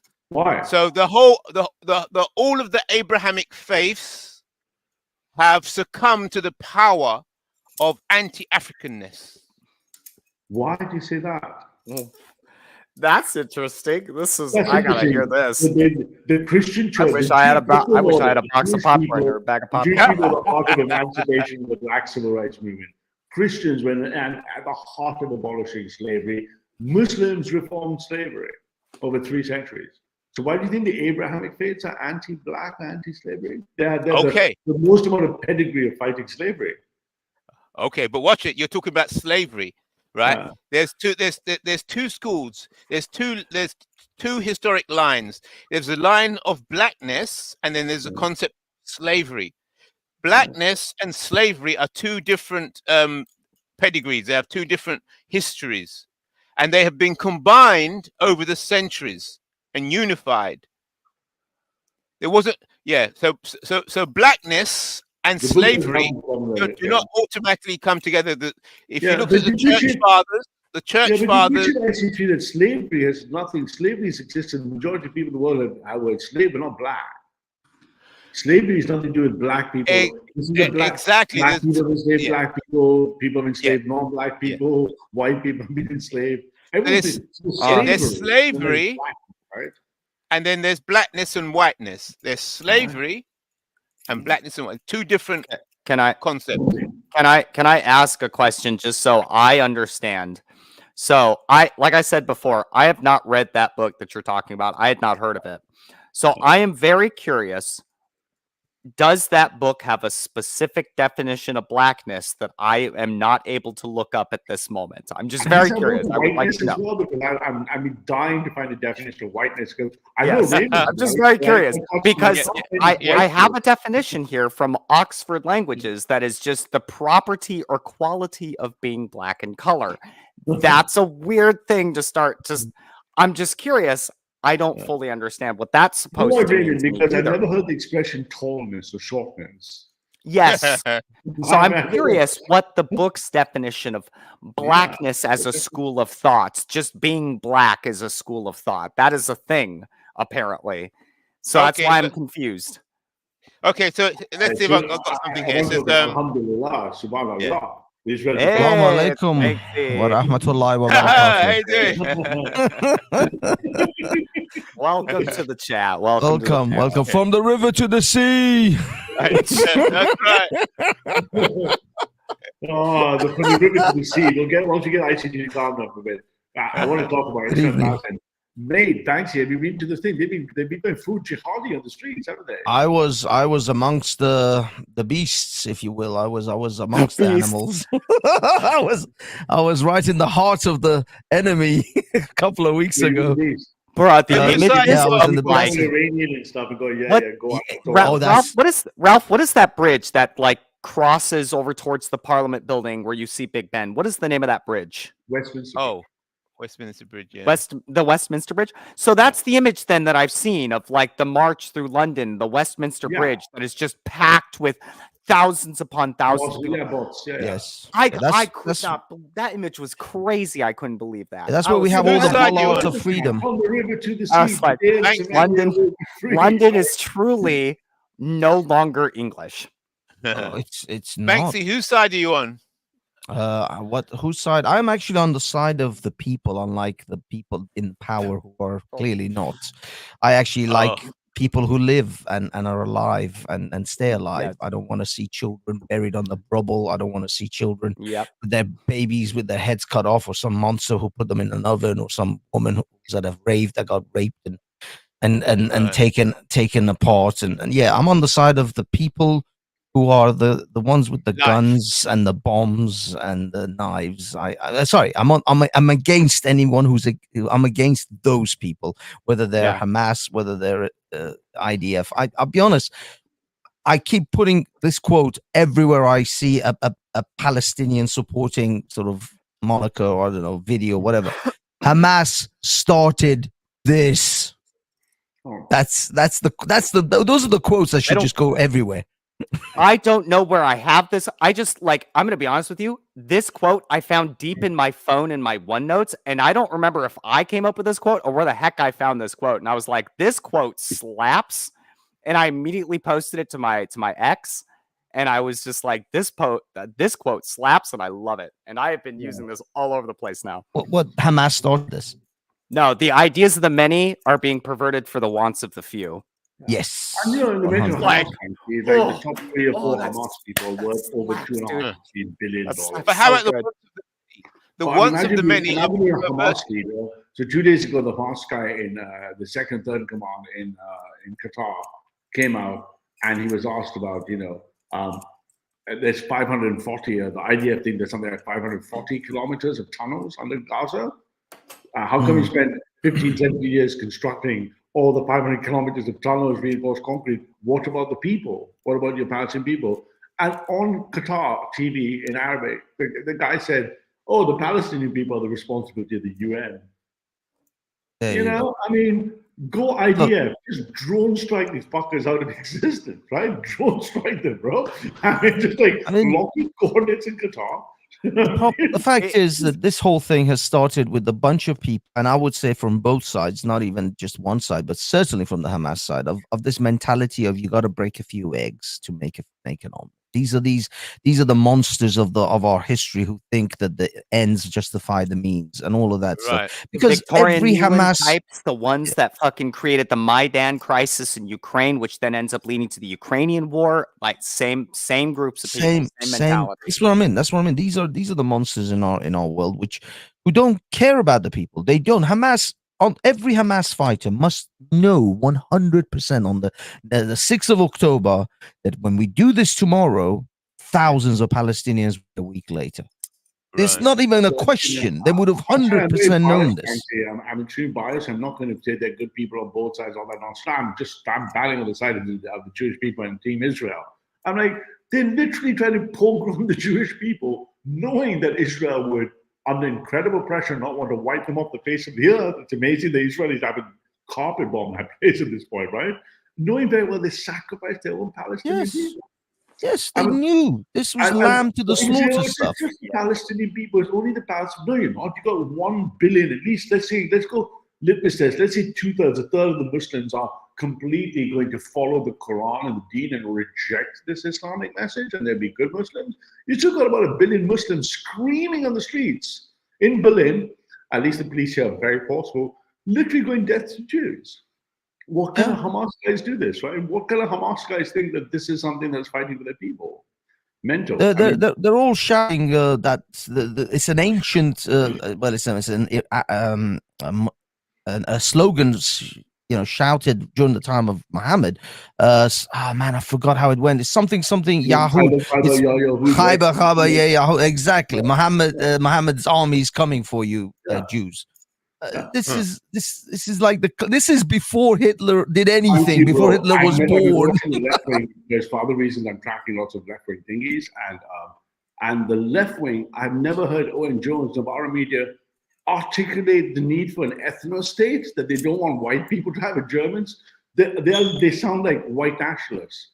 When they speak of the Palestinian people, they're like ethnic cleansing, ethnic genocide, the ethnic need of my people, the ethnic Palestinian right to their land. I'm like, replace everything you're saying with the English or the Germans. But exactly. That's white supremacy. That's fascism. Yeah. How dare Germany belong to the Germans? Let me ask the panel this. Let me ask the panel this. Would these people that you're calling monsters, and this I am not calling them monsters. Yeah, okay. Would you accept that they are us, that they're just a different aspect of us, that we're all the same? This is literally the point that I made at the start of the stream, where I said the problem with this conflict, right, is ultimately both sides look bad.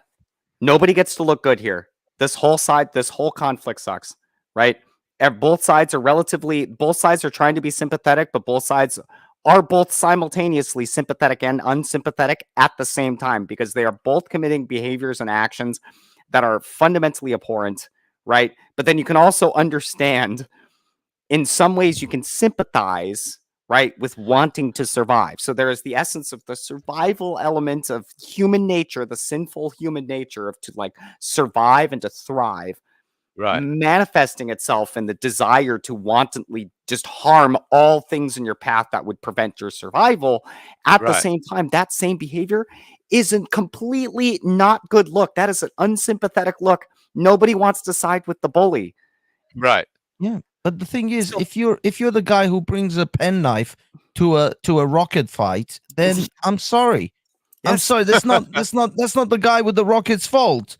You pick fight. This is the classic case of me walking up to the biggest 6'5", 6'6" guy in the bar, slap him in the face, and say, "Now what?" And then cry when the guy beats the living crap out of me, and go, "Oh, what are you beating me for?"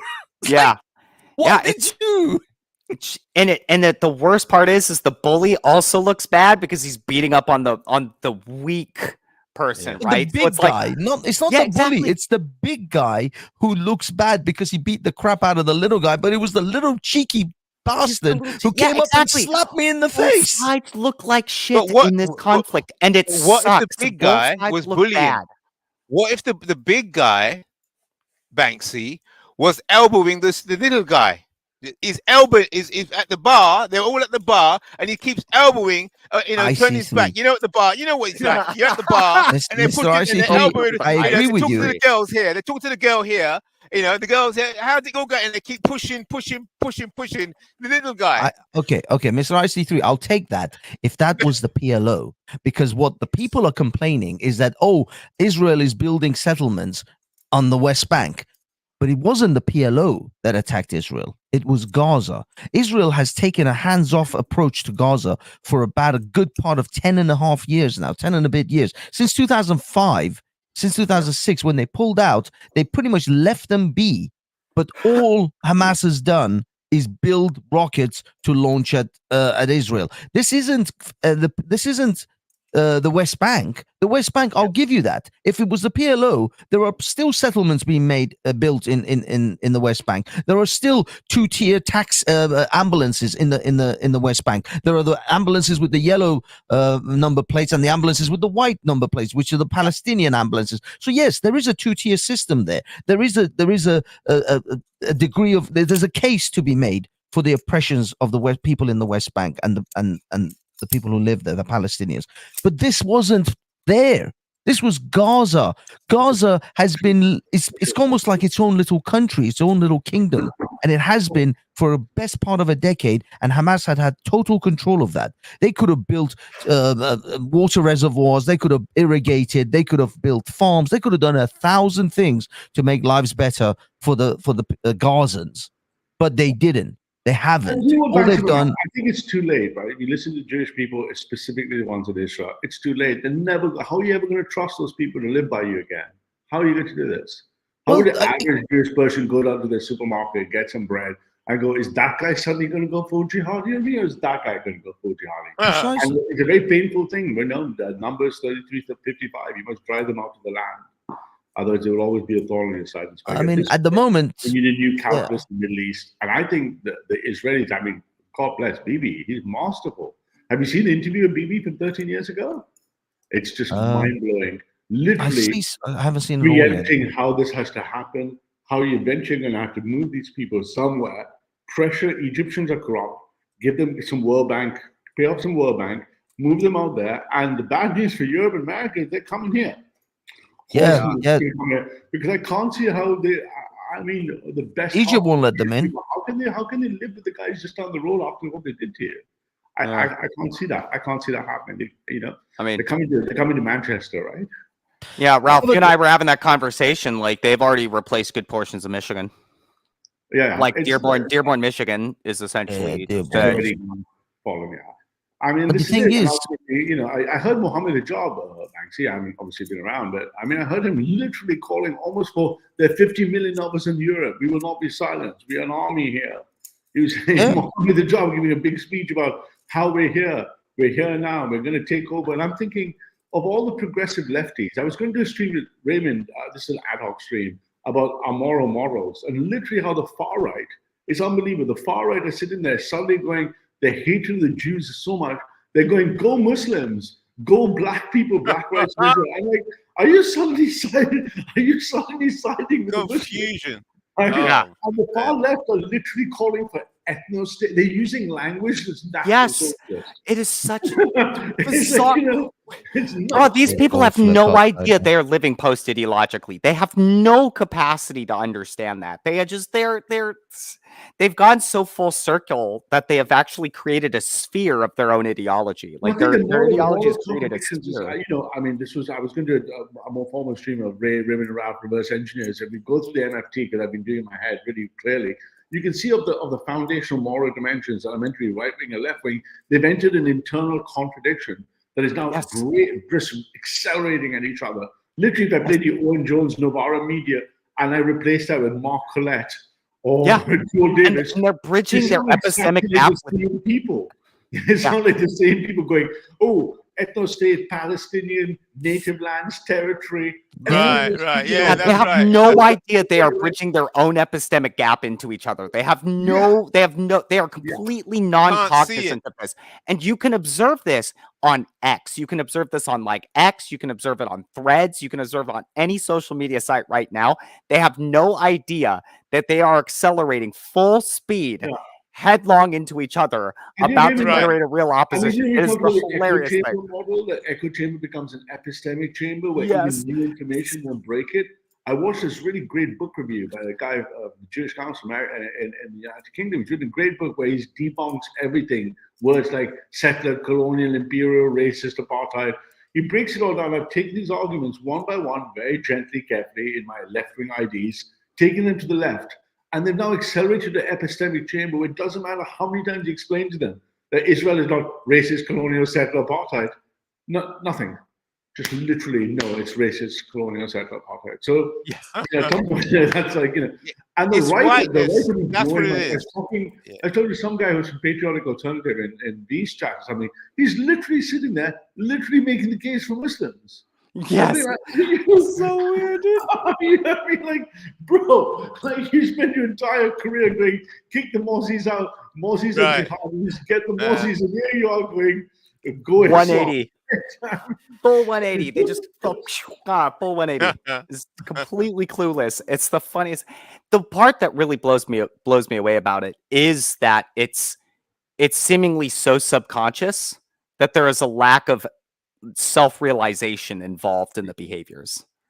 Right. It's such a subconscious behavior set. It is so weird. It is such a I'm gonna stick to confirming my ideological position so deeply, Uh-huh. right? My best That stress test is I have to be very careful. Is do you think- I pretended it was for do- total, absolute surrendering peace, and all of the big left-wing channel people came hard on me. They said, "Where are you from? Are you white Tibet?" I said, "No, I'm actually Tibetan." And I said, "Am I Dalai Lama himself?" I would not pick up on. And then about half of them split, going, "I hear you, brother. Peace, no war." Oh my God. Do you think, Oh do my you think the God. confusion? I was Tibetan with some little language, little adornments. if I may Do you have think like in an the interest, confusion that a new power will arise? Because in this Yes. confusion, that means that nobody will be able to organize it effectively. that's- They'll just Banksy be said it right, rabble. and it's Just what be a I rabble. believe. No, Banksy said it right. What I believe is that what's happened is this power that's been corrupt and corroded and sucked up into the globalists, that's taken power away from the left and the right and the people and stripped nations, needs to go back to the people. Mhm. Right? The people are quite sensible. I'll give you examples in Berlin, right? So I wander around. I'm not going to take my Zionist hoodie out. I'm here to, to stand with the Jewish people as God commands me in the Torah. And before the violence and before the pogrom, right? It was like kind of like, oh, the Jews would be like, hey man, pretty brave, very cool. And some of the conservatives, kind of very conservative, they'd be like, oh, okay, we're a bit pro-Jewish and stuff. We don't like Muslims. And everyone else, some lefty scouts. Now it's full hysterical. Literally, I've had 5 or 6 people coming up to me like big guys, going, "Oh, alhamdulillah, you can't wear this here and stuff," right? And you see the hysterics where you can see the moral collapse, but the majority of the people don't think like this. I think the majority of people are good, sensible people, and on Twitter they may be completely polarized. When push comes to shove, they don't want people killing each other. They want to be slaughtering, and they know what's right and wrong. Like back to my example with you, IC3, the man on the bus. They know what's right and wrong. What was done to Israel and the Jews was wrong. There's no equivocation, nothing to that. Is Israel overstepping itself? Okay, possibly. But that's just a transition. I don't think the Jews want to sit there and dominate. I think the Jews just want to be at peace. If they need a buffer zone, so be it. They'll need a buffer zone, right? But most people see that sensibility. But the hysterics now is incredible, right? They're literally just screaming. 3 big guys came up to me, like 250 pounders, going, "Oxen, you can't wear that here." I'm like, "What? Are you in Germany? In Germany. Germany. I German wear said this, that. I go to the Muslim hoods with this on deliberately, right? Or the far left hoods. Of course you would go into Oh the my God. And they're so stupid. They're literally, the guy was right in my face to them, right there, right? A big guy, and I said, look. I said, Aki, there's no IDF here, and there's no Shin Bet. We are Mossad. I'll have you and your family removed tomorrow in Ramallah, and we'll speak again. And they fucking they blinked.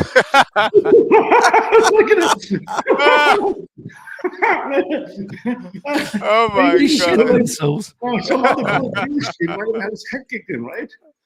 That's a level of hysteria, right? This is I was a bit actually nervous, but hey, Yeah, Ralph, this is exactly what you were saying. This happened actually on Sunday when I was recording Hatun arguing with this Muslim guy about the whole Palestinian thing. And obviously Hatun says things that just trigger Muslims like crazy. So the guy was losing his mind. He was screaming at me, he was screaming at her. But what happened was, after a few minutes of the screaming matches have finished and things had calmed down a little bit, he came round and he started talking to me. And I actually started talking to him off camera. Him and I don't know whether it was his girlfriend, his wife, or just a friend.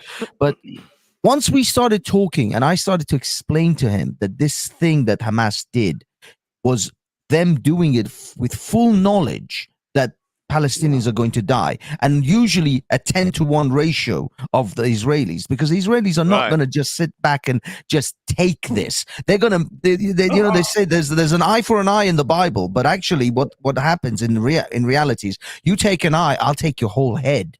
I'm not messing around here. And that's what Israel is going to have to do. And that's what Israel is doing. Whether people agree with it, whether you can go ahead and complain till the cows come home about international law and they're going to do this. They're not going to simply sit back and let their women and children be killed and raped and their grandmothers be shot in the head. People who survived the Holocaust died at the hands of these scums. on the 8th. How is that? They're not going to let that go. So I said to them, here's the dance festival bit. All these progressive lefties, it didn't help them in the dance festival, did it? The music festival. Exactly. No, not without a good AR-15 next to them. But what I'm saying is, once we had a calm conversation and I explained, Hamas doesn't care about the Palestinians. They are not out for. There are a bunch of billionaires. In fact, there are mostly billionaires living outside of Gaza, ordering people to go and kill other people on their behalf. These people are greedy, selfish bastards, and they are not out for the Palestinian people. And the only thing that happens tonight is that a Palestinian father, the only thing that has changed in Gaza, nothing is really altered in as far as how the Gazans live, except that a father has to dig his 3-year-old daughter out of a pile of rubble and bury her tonight. That's the only thing that's changed. That's the only new thing in Gaza. They'll keep screaming, we want a ceasefire, we want a ceasefire. Why aren't they screaming for Hamas to surrender? Exactly. This is what I was saying. I said, why aren't you screaming that we should go and flush out every Hamas bastard out of like a rat out of a hole and grab them and drag them in front of the IDF? Why aren't they not doing that? And every time I put this to anyone that said, why aren't the Palestinians in Gaza literally helping the IDF to flush out the Hamas fighters and the Hamas strongholds? And they're like, well, no, they can't. If they do that, they'll be killed. I said, well, they're being killed anyway. They're being killed anyway. Your entire apartment building is about to be crushed, and your children are about to die. What's better for you to die sitting in your apartment building, or fighting against Hamas yourself, going out and trying to find them and flush them out? What's the difference? You're gonna die. Your children are still dying. Is it a war? Banksy, do you think it could be that the war itself is not being caused by the Jews or the Palestinians? Can I explain? ICD, can I do this in a single? Can I single one? Perhaps this meme from Starhopper explains why.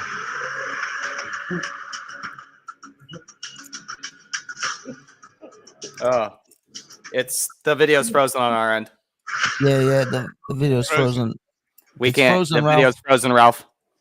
Oops, it's all working. Actually, wait. Technology, man. What can you do? Hey, no, I know. It's not. Is it not playing? No, it's not playing. No. I can hear a sound, but it's not. Yeah, we can hear the sounds, but the video wasn't doing anything. I don't know why it's spawned a new window one side. Let me do you think it could be some rich people financing the whole? So it's not the Palestinians. Here we go. Some One rich second. people This outside. is the answer to your question. Now you can watch. This is the answer to the question.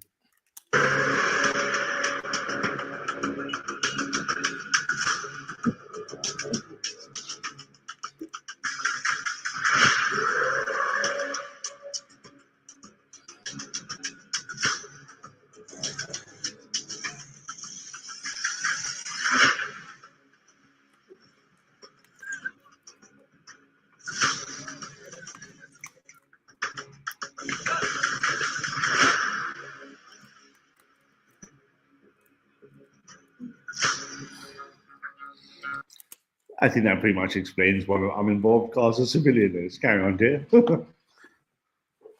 Yeah, I mean, this is the problem. This is, I think, something that these guys are not sort of exposing, or they're not willing to say. Is that I think for the most part, there is a bunch of Gazans who live there who are actually passively or actively supporting the Hamas, because it wasn't the Hamas fighters that were cheering in the streets when the rockets went off on the 7th. It was a bunch of civilians in this country that were dancing in the streets on that day. Well, I think that's not strictly true, because there's plenty of videos of them when they first came in, when they brought in the first hostages. I saw 8-year-old girl screaming, crying, going, yes, Allahu Akbar, send the rockets over. The problem I would suspect, and I wish most of the Israeli boys were, is like, how is the state of Israel meant to tell them apart? Mm-hmm. How are you meant to? Exactly. So if you look at the left, they're going like, oh, from the river to the sea, it's completely benign chant. And the fact that there's a few guys there with Al-Qaeda flags, right, with servants going behind every rock, scream and point at the view. How are you meant to tell the difference? And I love it how the police. And I love it how the police is like saying, oh, when they say jihad, that can mean all sorts of things, Yes! you know. Oh, that mental gymnastics the Metropolitan was fucking playing with the word jihad. You know, jihad doesn't know. You know what I put in underneath their message that jihad has many meanings. I said, well, why don't they just call it my Kampf? My Kampf has a lot of meanings. Yeah, my struggle, just my struggle, bro. Yeah, no, it's gotten so bad with the police that they're actually, like ripping off posters of like missing Israeli children, like in order to stop community tensions. You know? Yeah, but didn't we hear the stop community tensions in Rotherham, Oxford, in Rochdale? Didn't we hear stop community tensions in Telford? What happened when we tried to stop community tensions before?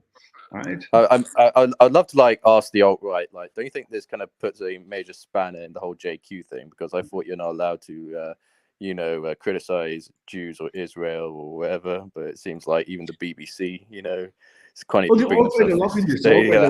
suddenly black people, brown people are friends because get the Jews, right? And you're like, look at the alt-right, you're a joke, right? Are you seriously? You've been telling me how Muslims are the enemies of white people, Western civilization, we must kill every Muslim, and suddenly you're like for the Muslims? Get the fuck out of here, bro! Just go away, right? But Banksy, what were the protests like? Race. Was they frisky? Were you undercover, or were you?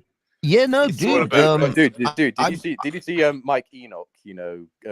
Going about saying like we support the Hamas, Yeah. No, I didn't see that. Who was that? Who's Mike Enoch? Mike Enoch said we support Hamas. Was that Mike Enoch? But Mike Enoch's all over the place, isn't he? Because they say he's part Jewish. His wife is Jewish. No, yeah, his wife was. Yeah, but I mean, how can you have a Jewish wife? And then, I don't know what's going on, man. It's confusion all round. I mean, I said for me, when I was there, and with the whole 40 babies being headed, the journalist who reported that said that there were children that were 40 babies that were dead. Some of them were burnt, and some of them were beheaded, and somehow it got misskewed to saying, 40 babies were beheaded. It's like exactly, and then when that was proven to be inaccurate, and all the Mohammed hijab types jumped on that, said, no, it was a lie. There were no 40 babies beheaded. I'm like, yeah, that's true, because that's not what the original report was anyway. This whole thing got twisted. No babies were beheaded, and they were just burnt alive. So that's great. Exactly.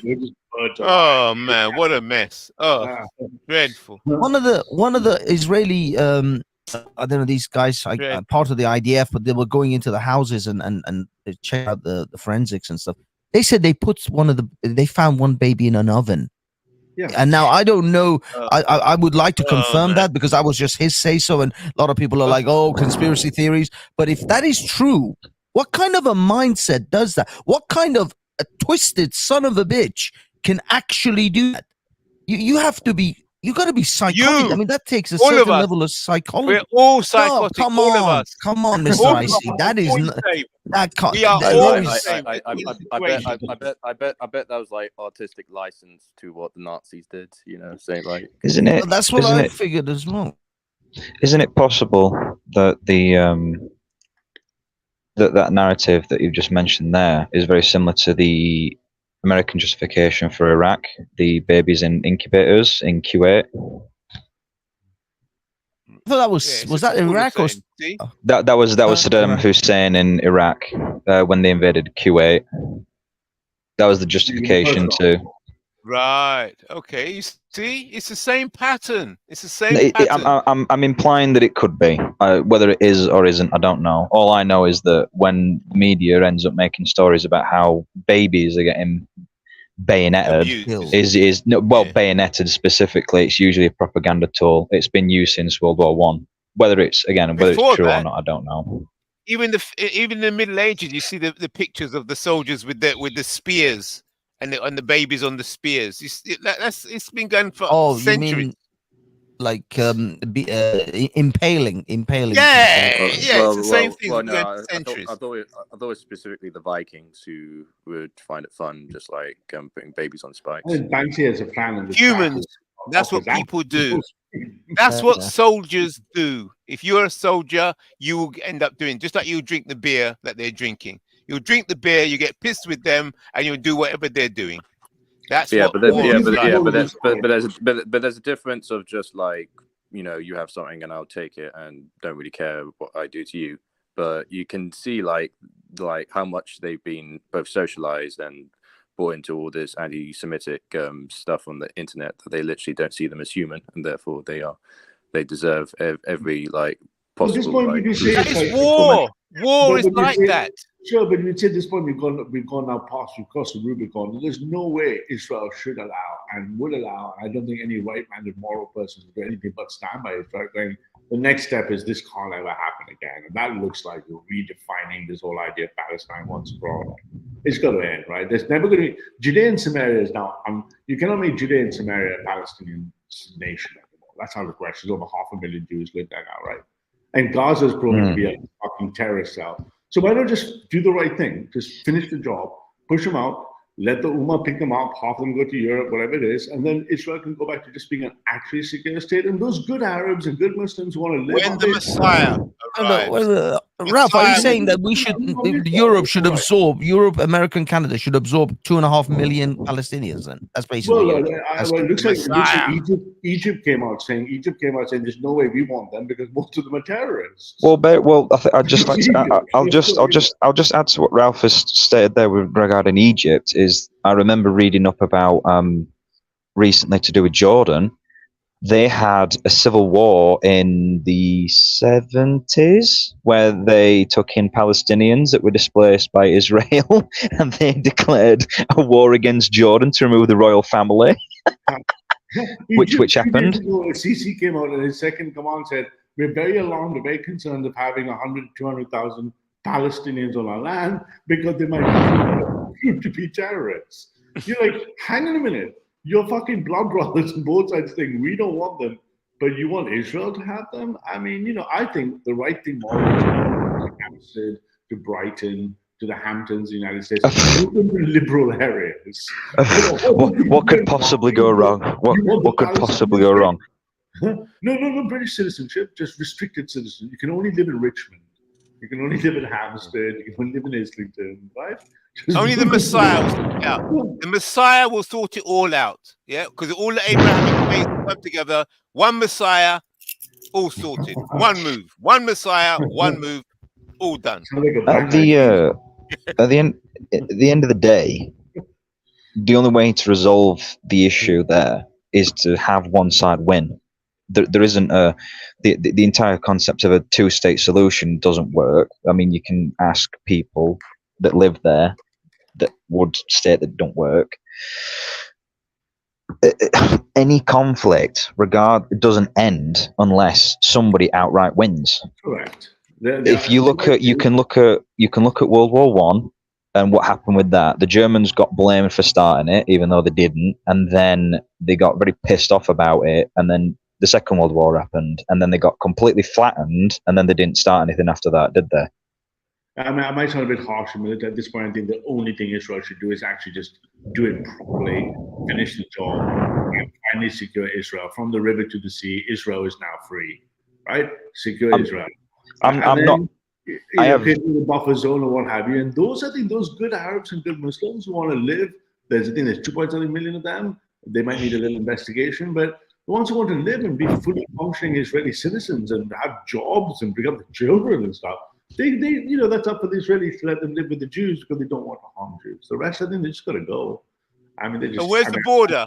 Where will he put the border of Israel? Well, there's two borders on there. There's the border that's currently the real Israel, which is, of course, Judea, Samaria, Gaza, and then there's the final border from the Wadi to the Euphrates. But we can postpone the final border until later. Just the 67 border, right? Like all of Judea and Samaria and all of Gaza. I personally don't have a dog in this fight, and I don't personally agree with either position. I just don't think it's going to help anybody in England personally. But I think I'm just making a statement of fact about what's going to have to happen. Really, that's all. But England. It's impacting British politics. It's impacting Keir Starmer. It's impacting the right wing. Oh yeah, it will do. Of course, it will do. Lewis, what I will say is, when you think you don't have a dog in this fight, wait till about 200, 300,000. I know, Exactly. I know, Hamas- I know. Exactly. I know. refugees wash up at the shores of Britain. Then you'll realize you Yeah. have a dog in this fucking. No, life. no, Banksy. I don't find it funny. I'm fully aware that is the case. I'm aware of that. Why did you say that then? You don't have a dog in the fight. What No, did you mean? as in I don't support Palestine and I don't support Israel. I'm not in support of either of them. I'm in support of people in England. Right. I made this comment at the start of the stream. They are both sympathetic and unsympathetic simultaneously. It You're sucks.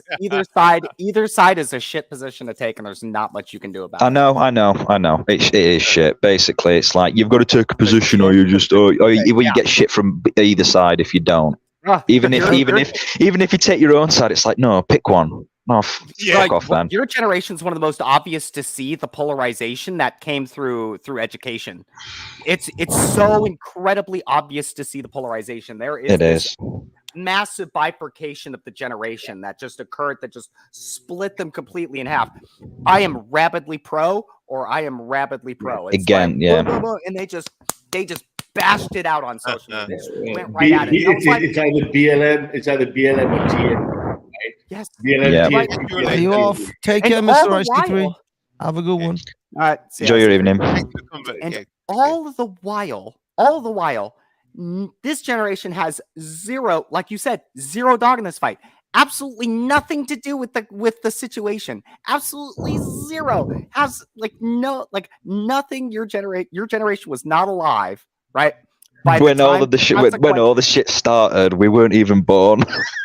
Exactly. I know. You are the most polarized generation. It's such a bizarre thing to observe. It is so bizarre to observe. It's also their positions are, while they're entrenched, they're also quite brittle, right? They're very easy to poke, and they're not like even millennials are much more robust. I wouldn't use the word millennial and robust together usually, but it doesn't tend to go together. I know what you mean. No. Most of my generation is pretty snowflakey. This is true. The funny thing is, you know that post you just posted, Ralph, said, why can't we just make a new Israel in England?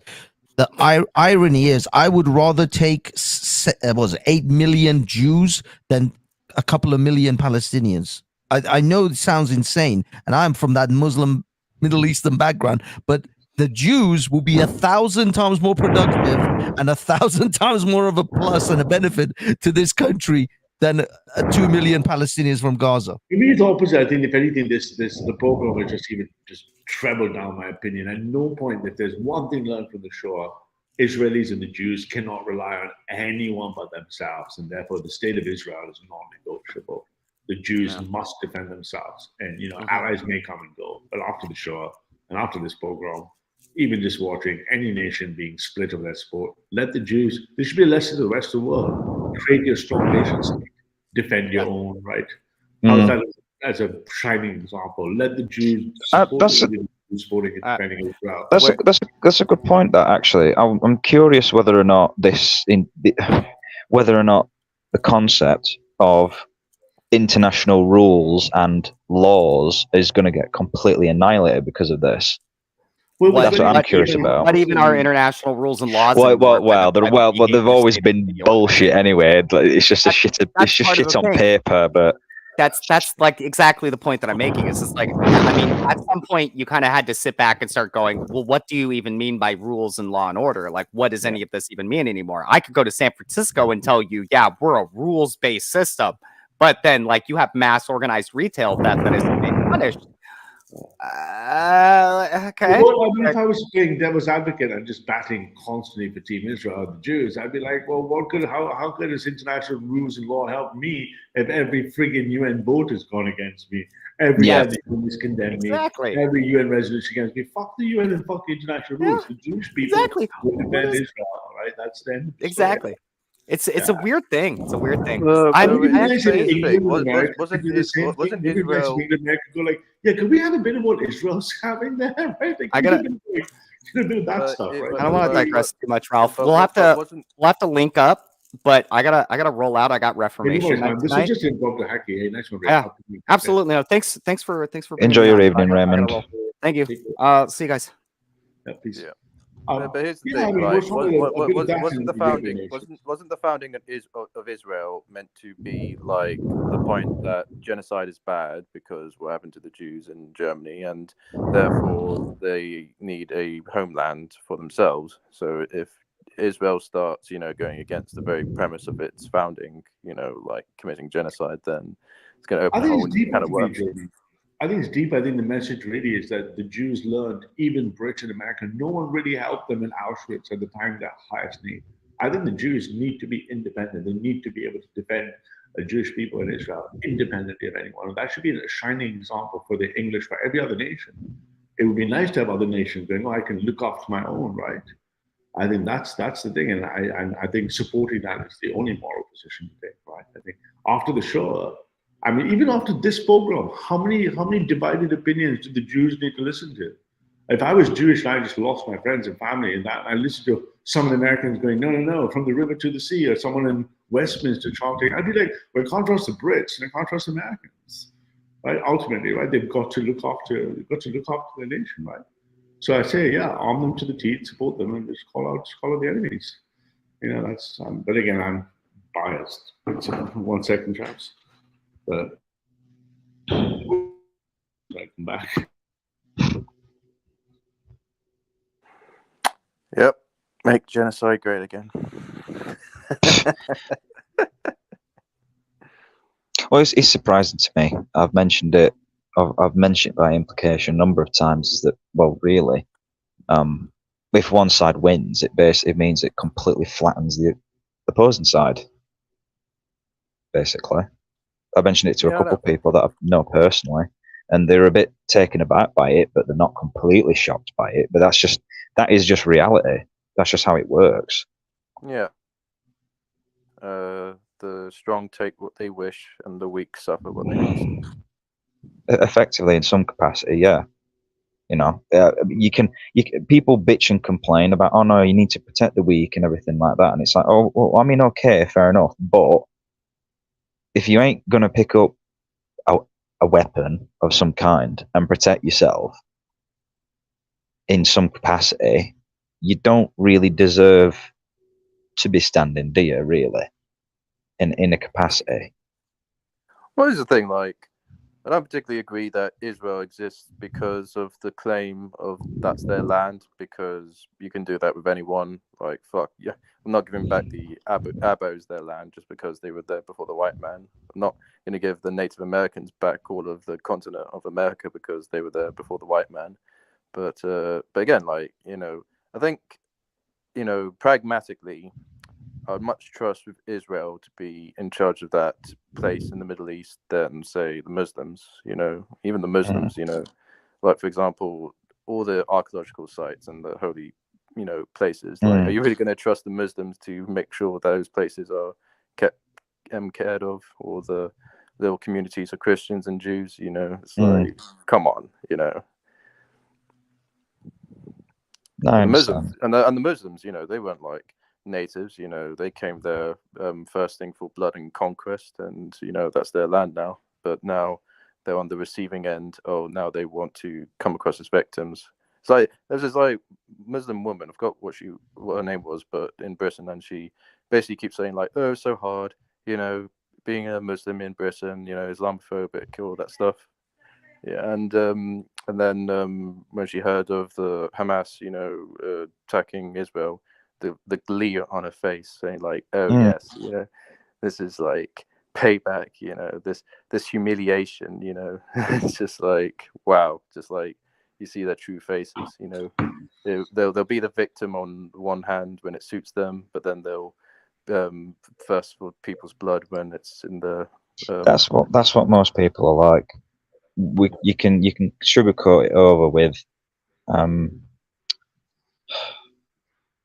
morality and saying that this is right and this is wrong, and you can sugarcoat it at the end of the day, but when you really not reduce it, not use reductionism, but you just boil it down to what people do, and through observation, just what you see, nothing empirical, no like system of measurement. You just look what people do as opposed to what they say, and that's how people behave in reality. Not it's sort of what's the philosopher now? You cannot derive an is, so you can't derive an ought from an is. I forget who that is now. English fella. But I think it's behavior notwithstanding. I think what's happening is we're being hyper polarized, right? I think there's this, and that's great. That's really great for everything I'm up to, because ultimately that thing points to an imminent collapse, right? Like, you put up pressure in a bubble. At some point, these two bubbles, right? I mean, 2 years ago, I said, look, they're going to break. The right and left are going to break. That happened. Then the right and left are going to break again. Now you see that extremely right are polarized over this war, so the left. Ultimately, there's going to be exhaustion and a collapse. And from that, you're going to get a new genesis, right? A new birth, where it's going to be like, right, this is out of control. We need something to calm it all down again. And that's going to be the people who've been doing all this stuff have not been doing it in our name. No one's been doing this stuff on our name. Right? The current status. In England in a small town said, "Yeah, I just want to get lots of our troops blown away in a country 500 miles away." No one said anything like that. Oh no! People just have ordinary things, right? So, I like having my legs blown off. It's great. Yeah, I just want to, I had a son who was 18. He signed up, and then boom, Mossad incoming. Hopefully, Mossad not a show. Action Mossad. Shalom, my man. It's you. Evening. Oh. Shalom. Hey. Shalom. How are you doing, man? Mossad, good? I'm good. Yeah, I'm glad my friend IC is gone. That's all I have to say. I missed the last thing, man. I only came to preparing. He's preparing Is how what? you doing? All good at home? Just like he repels you. Repellent. Apparently, I don't know if it's been confirmed yet. They rescued 32 people. I mentioned this earlier. I don't know if they confirmed it. I'm about to check. I mean, I know it's pretty hard going right now, right? They're going door to door now, aren't they? So there's 15 hostages are booby trapped, apparently. Assholes, right? Who does that? I mean, there are mainly women and children as well, right? They're like, no, they picked the weak ones, and they didn't capture many soldiers, right? Yeah, I don't really know. Apparently, they found about 70, and half of them were killed in the rescue. That's what I heard. I mean, it's not confirmed. It's like once idea probably go through the right things and manage the narrative properly, right? I mean, I like the tactics of the lights off. I want Israel to control the narrative in this crazy world. I want Israel to be more controlling the news. I don't want it to be. I want them to turn off the social media when they do it. Well, I mean, now you can see it's all obvious. I mean, the Western media has been anti-Israel for 40 years at least. I mean, since I was able to read English, basically. So, and it's getting worse, and over the years it's got worse. Because I remember at the beginning, I emailed the BBC years and years ago when email was a rare thing, so they actually answered, because it was like they probably got 5 emails a day or something. So they actually answered, but it was just nonsense. Ralph. It was obvious they hate us. Ralph. Could you play the Israeli thing where they take the piss out of the BBC? It's like a sitcom. There's another one. They did another one. Sorry. Yeah, have you got the link somewhere? It's actually very good. But no, you're right. I don't know. Mossad, it's amazing just listening to I've been watching. Joseph did a clip on it, but I've just been watching because obviously when I'm coding, I've just got multiple streams on listening, and it's almost like they're very begrudgingly on the BBC. I'm ashamed of the BBC. Occasionally put something in for Israel, but it's all repeating the same footage, going Palestinian dead civilians, refugee crisis, and it's just so blatantly anti-Israeli propaganda. And I look, okay, if it's a private company, maybe, but it's the state broadcaster, right? And then you think of it, and even my missus has friends, obviously not very political, and she said lifelong friends of her, like Jewish friends and American stuff, who've been very progressive types of people, have just literally had to cut all their relation friends, and they realize when it's your time of need, you really know who your friends are, right? When shit goes down, that's when you know who's on your side. And she said, how many of them are just shocked? All the people came on suddenly, or having known them 20, 25 years, suddenly became pro-Palestinian. It's just nuts, right? Yeah, you've known someone 25 years or something, they've always been, oh yeah, you're Jewish, it's cool, we live in LA, and suddenly they're like, no, Palestinian, you're an oppressor. Like it's crazy. It hasn't happened to me, but a lot of my clients are older, so it seems that whoever been through university from about The 90s. 2010 is really poisoned. I mean, it was a process. We knew about it. I mean, you know, Israeli activists wrote about it. The Industry of Lies is a book about it. There was, I think, 20 years ago. Maybe I'm exaggerating. Maybe 15. Well, this is actually a center-left Israeli journalist documented the amount of money that was being poured into American university, and you know, people think APAC and all this thing is powerful, but they have no idea what's really going on. Right? Yeah. I mean, there's a sign from 2014, Ferguson BLM, and they're carrying Free Palestine signs. Yeah. Right? There's a picture from then, and there's another picture from Hamas where they're telling black people to start an intifada in America. Yeah. That's crazy, right? Yeah, and George Floyd is a Palestinian hero somehow. And how are they even connect? The thing that also got me is, despite both the United Kingdom government and the United States prescribing Hamas as a terrorist group, the BBC would only put Hamas and terrorists in apostrophe in quotation marks. Well, we know why that is. Quotation mark, despite the fact that it's formal legal English law that they're prescribed. Like that means you're full of. There is a long connection between the left and all these movements. Goes back to this Operation Sieg I mentioned. We call it the Red-Green Alliance. What's his name called? Islamofascism. You know, that they were laughing at him, but it's true. It is Islamofascism. It is. It's pretty accurate. Hey Ralph, I sent the link in the chat. Who's the heavy breather? That's Lewis. That'd be me. Sorry. What are you doing? I've just lied down. I've got the mic too close. I've got the mic too close to my mouth. Yes. It's a bit too much. What's the mood like in Israel, Mossad? Are people still pretty united? Yes. There are people who start ranting about this and that. Oh, it's the fault of this, the fault of that. But they're normally kind of told to be quiet. And also, it's hard to know because everybody is kind of sticking to staying home mostly. You only go out if you have to. Everything is shut, you know, unless, I mean, it's not everything, but a lot of stuff is shut. People working from home if they can. They must be very nervous, right? Because you don't know if there's it's a random attack, isn't it, more than a rocket, right? There might be some random guy doing something crazy, right? Yeah, there could be anything. Like where most of our families, we don't really get rockets because it's a small town, so we're not really a target. They like to hit the big towns. Yeah. So, but we have lots of Arab towns around us, and there could just one or two guys could be very angry. You know, the majority could be totally cool, but all it takes is this is the thing guys with a knife or a weapon. I don't live in Israel, but like, how could you, if you were just a normal Israeli family, right? Just want to go get your bread in the morning or something, right?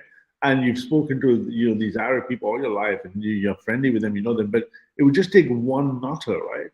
And how can you tell? Like, I mean, how do you know which? I mean, it just creates social distrust, doesn't it?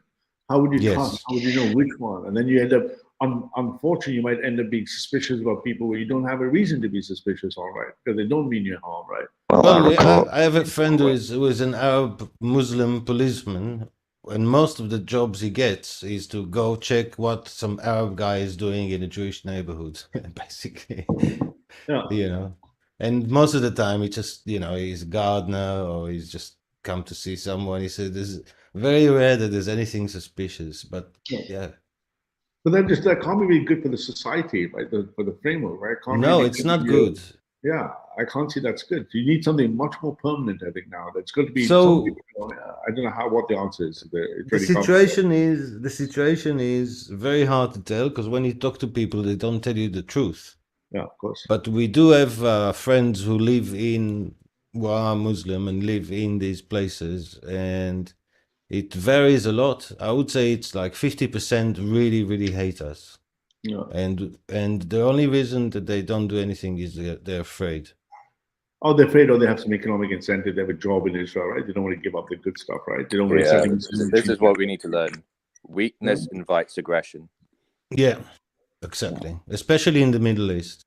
You know, and I think you have to be fair. You have to be. You don't be mean, but you have to be strong. Yeah, it's not just imagining what that would mean, because to be fair, imagine you were a good Muslim and you didn't hate any Jewish people and you had a normal family life in Israel, right? You're also suddenly going to be a victim of a lot of Jewish suspicion, right? On the other hand, you've got a guy who actually pretends he likes Jews, but he's in his head, he's always thinking about stabbing someone, right? Like, Yes. how's a Jewish person going to tell them apart? And how's it can't be fair to the Muslim who doesn't mean any harm to Jews, right? Who actually genuinely, you know, we so, had, you know, one of the families that was murdered on 7th of October. The Arab guy used to come do their gardening, is the one that gave the full plan of their house to Hamas. And they treated him really nice, you know, and they were like friendly, and you know, he's regular. and these people who live by the border in Gaza, I told you before, they are like the peaceniks of Israel. They are like, yeah. you know, like the Green Party types. They're like freedom and Kibbutz, peace kibbutz and type, right? human rights and human rights, love and harmony, right? yeah, they sing them. They do like a festival and sing songs of peace, and you know, all we are saying is give peace a chance and imagine all the people and all this other stuff. Yeah. And then Yeah. and then it happens, right? And then Well, it's something I recall. Raymond, oh God, must have been a year ago now.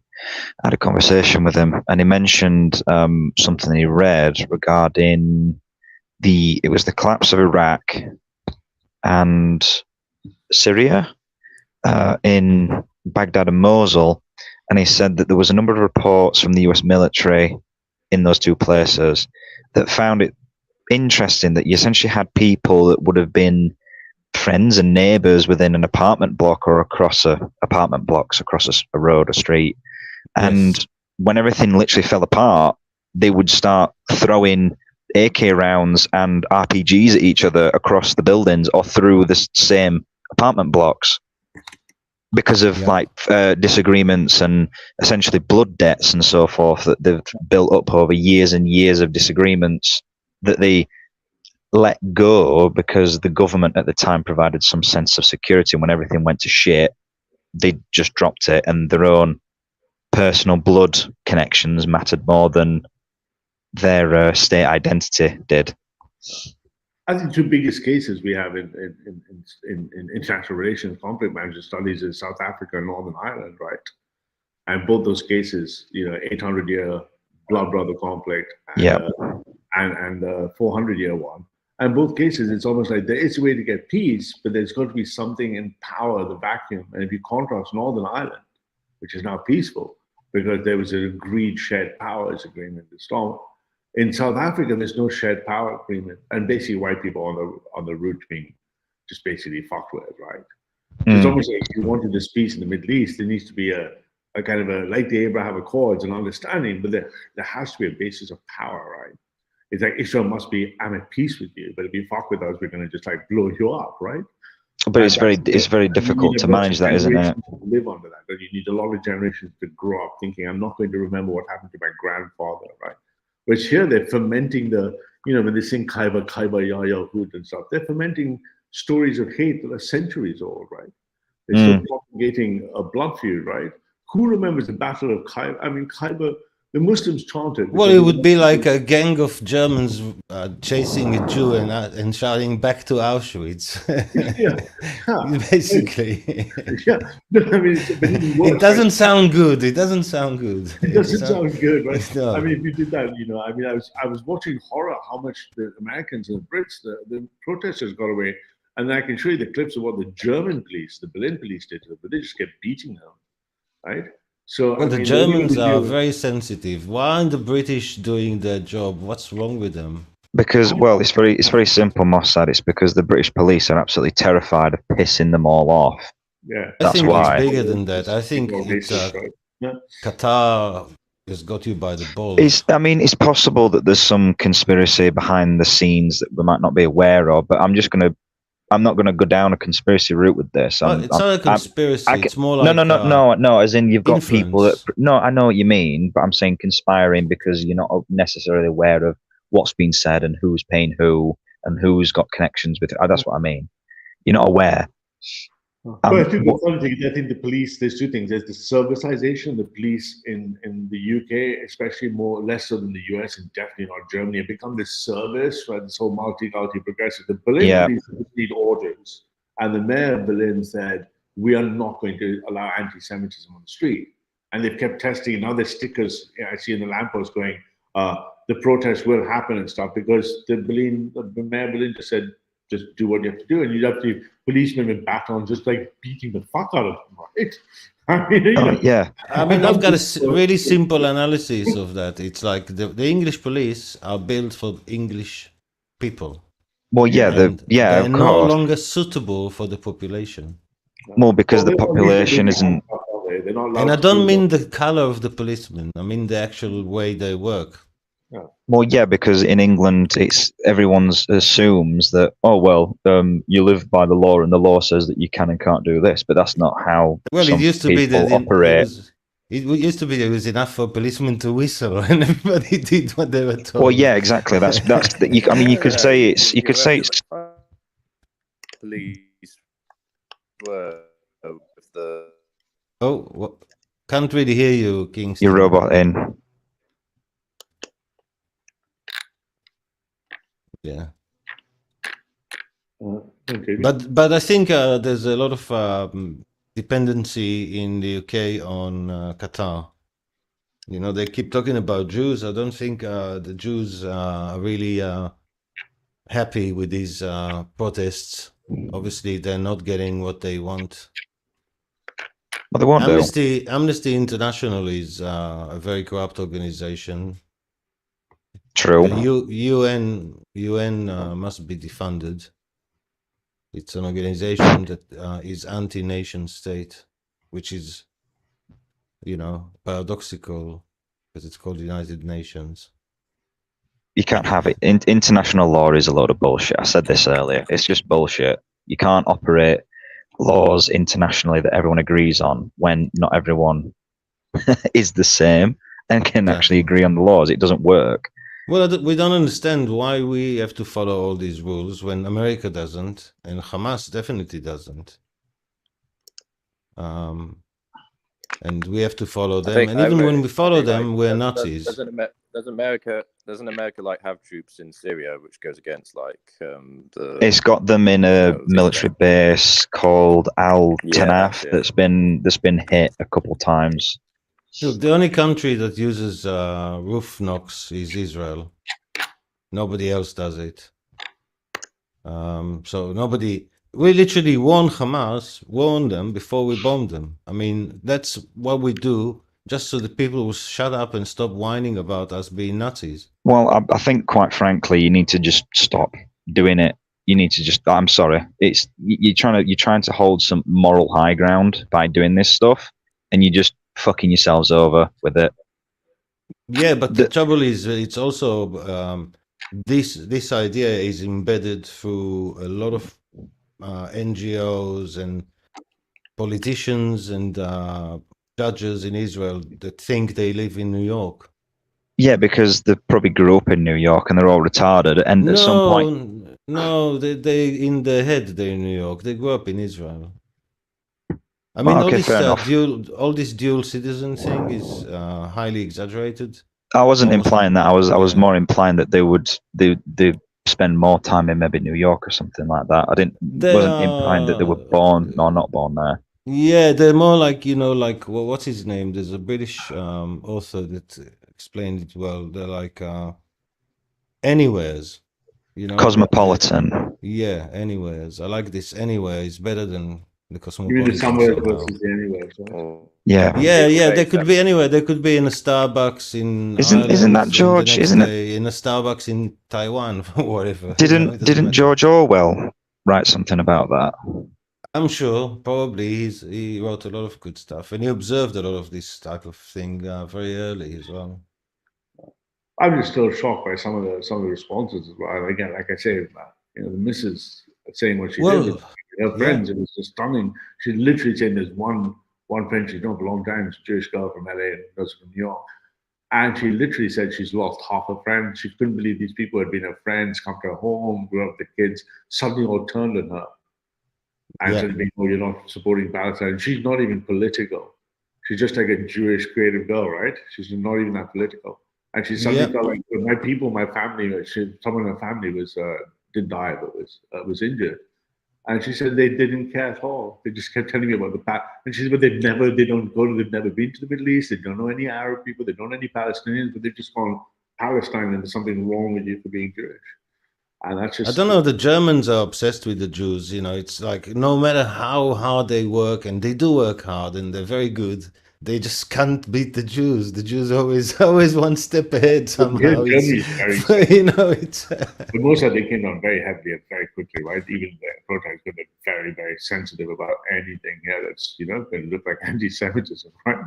So but it's like it's crazy in Germany. The left are going like, oh, we have to take a stand, but there's a huge German subtext here that you don't become anti-Semitic, right? So you got this because it's so close. It's so close to the surface. Too close to the vents, right? So yeah. Yes, it's like they have to enforce it because they know what will happen if they don't. Where in England, you don't really have to enforce it because it's not going to happen. The Germans have got something going on. There's like the police in the last 15 years in Britain have become this service, right? They expanded the base suddenly. They took in all these people. What really policemen stock, right? They're not what you traditionally coming from an army or police. No, when I see them, they all look gay.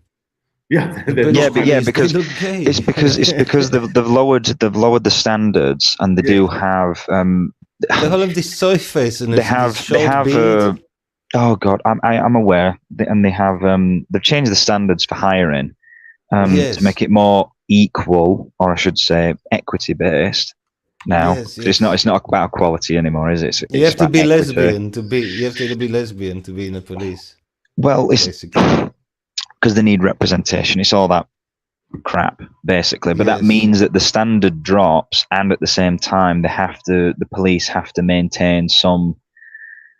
So are women really represented if the police hire 1,000 lesbians? Yep. I mean, let's say that you're a woman in distress after some sexual harassment or something, and some 2 lesbians turn up to console you. Oh God, it's a bit weird. But just on the point regarding the British police, they're not going to enforce the law if it's going to result pissing off broadly Muslims, whether they're Bangladesh, Syrian, Iraqi. No, Mossad. What I'm saying is, I'm aware that they are. I'm aware that the law has to be enforced. Otherwise, well, you don't have a law, and actually you're living in an unlawful or lawless country, I would say. But I'm sure they've been told... No. The police have been told multiple times. I mean, Ralph knows this from stuff to do with Rotherham and Oxford and other things that have occurred for many, many times in Britain, is that the politicians and parts of the power structure will inform parts of the police structure that they have to be very delicate with how they handle the protests because they can't be seen to be running around bashing people for the sake of, because it looks like you're taking a side. And look at the difference over here, right? Well, they should be taking a side. This is very close to where the center, downtown Berlin, if you like, whoever's quite famous. At first, the rallies did not happen. The rally was not going to happen. Then you see 8 or 10 police officers go right in the middle, and then they start beating them. And look at how many more of the other people are. And then they keep sending in more and more riot police. And they keep beating them and breaking them and beating and breaking them. In the end, the protest is gone. Right? They literally sent in 10 guys. And the first thing the guys did, the first crew, is start the other guy recalling and beating him, followed by arrests of all of them. And in Britain, they'll all be like, oh, go along your way, go along your way. Yes, that's what they're doing here. It's proper policing, right? All this neutrality. I would imagine all this neutrality in England is bullshit. No, Israel I and understand. England, hold on. Israel and England are allies. Hamas is an enemy of the UK, so there's no neutrality here. It's obvious whose side you're on. Anyone who's playing the neutral thing is actually an enemy agent or an enemy enabler, because it's obvious who your enemy is. Hamas actually declare you an enemy. I mean, if you know how you know. I mean, what more do you want? They're waving ISIS flags in front of the Prime Minister's office. I mean, I'm aware. The police, however, will not enforce the law in the event that it causes a massive riot, because the police can't actually maintain the riot. They can't prevent it. They can't control Bring the it. army in. They won't. That won't happen. And the army actually doesn't have enough ammunition anymore. We gave most of it to Ukraine. We don't have any ammunition anymore. Come on, this crowd, they're all cowards. They will run away if you start shooting them. You don't know how to deal with these people. You're scared of their shouting. You don't understand. These guys have been given the order to be used force. Yes. Correct. The police are not allowed to use force. What happens is one by one, the ringleaders, they beat them with the truncheon. I'll be right back. They keep moving them away, and when they kick back and they protest back, they just beat them harder. Exactly. Well, this is the. That's what they do. See that right there? That's what should happen one by one. And it is. But this is. Right? But as I understand this, Ralph, is that this is a difference between. This has been noticed since before the 1900s, wasn't it? This is like Victorian policing. Yeah, long hundreds of years ago, is that when Germans and French people came over to Britain, they were rather shocked at how the police treated the citizenry. They were shocked at it. They were like, "Oh my God, you don't have to beat your citizens into like complying." They were a bit shocked at that, but that's because obviously continental policing, as it's preferred, and policing in Britain it's been different for a very long time. But you see, these guys over here, they're not English, as most I say. They're not English people, not English police. That's correct, police. Yes, you're correct. These German guys, literally, they had their equivalent to the TSC, just came in, and then there was some independent complaints that the police in Berlin had been too physical, and the head of police had taken up with politicians and dismissed all of it. So, not my problem. I was given an order to police them. And literally, women policemen beating men with truncheons. And I'm like, okay, that's what the police should do. You're given an order, you don't follow the order, stick to the whack and follow the order, right? And they literally, this was a place called Potsdamer Platz. They literally broke this up. Well, this is broke the whole thing up. Right? I understand. Well, this is going to be the I think the country, obviously with Britain, it's in no position. It hasn't had what would you say? An event whereby it's going to completely change the perception of what is required. That hasn't happened at all. Well, I think it comes from the top down, the order, and it comes from a culture that supports the policing, right? So if you look at the German police, what they think of how the police handled it, the Berliners feel they did their job. You ask the Brits and Ireland what happened to the police when they did that, they say, they were being Islamophobic or racist.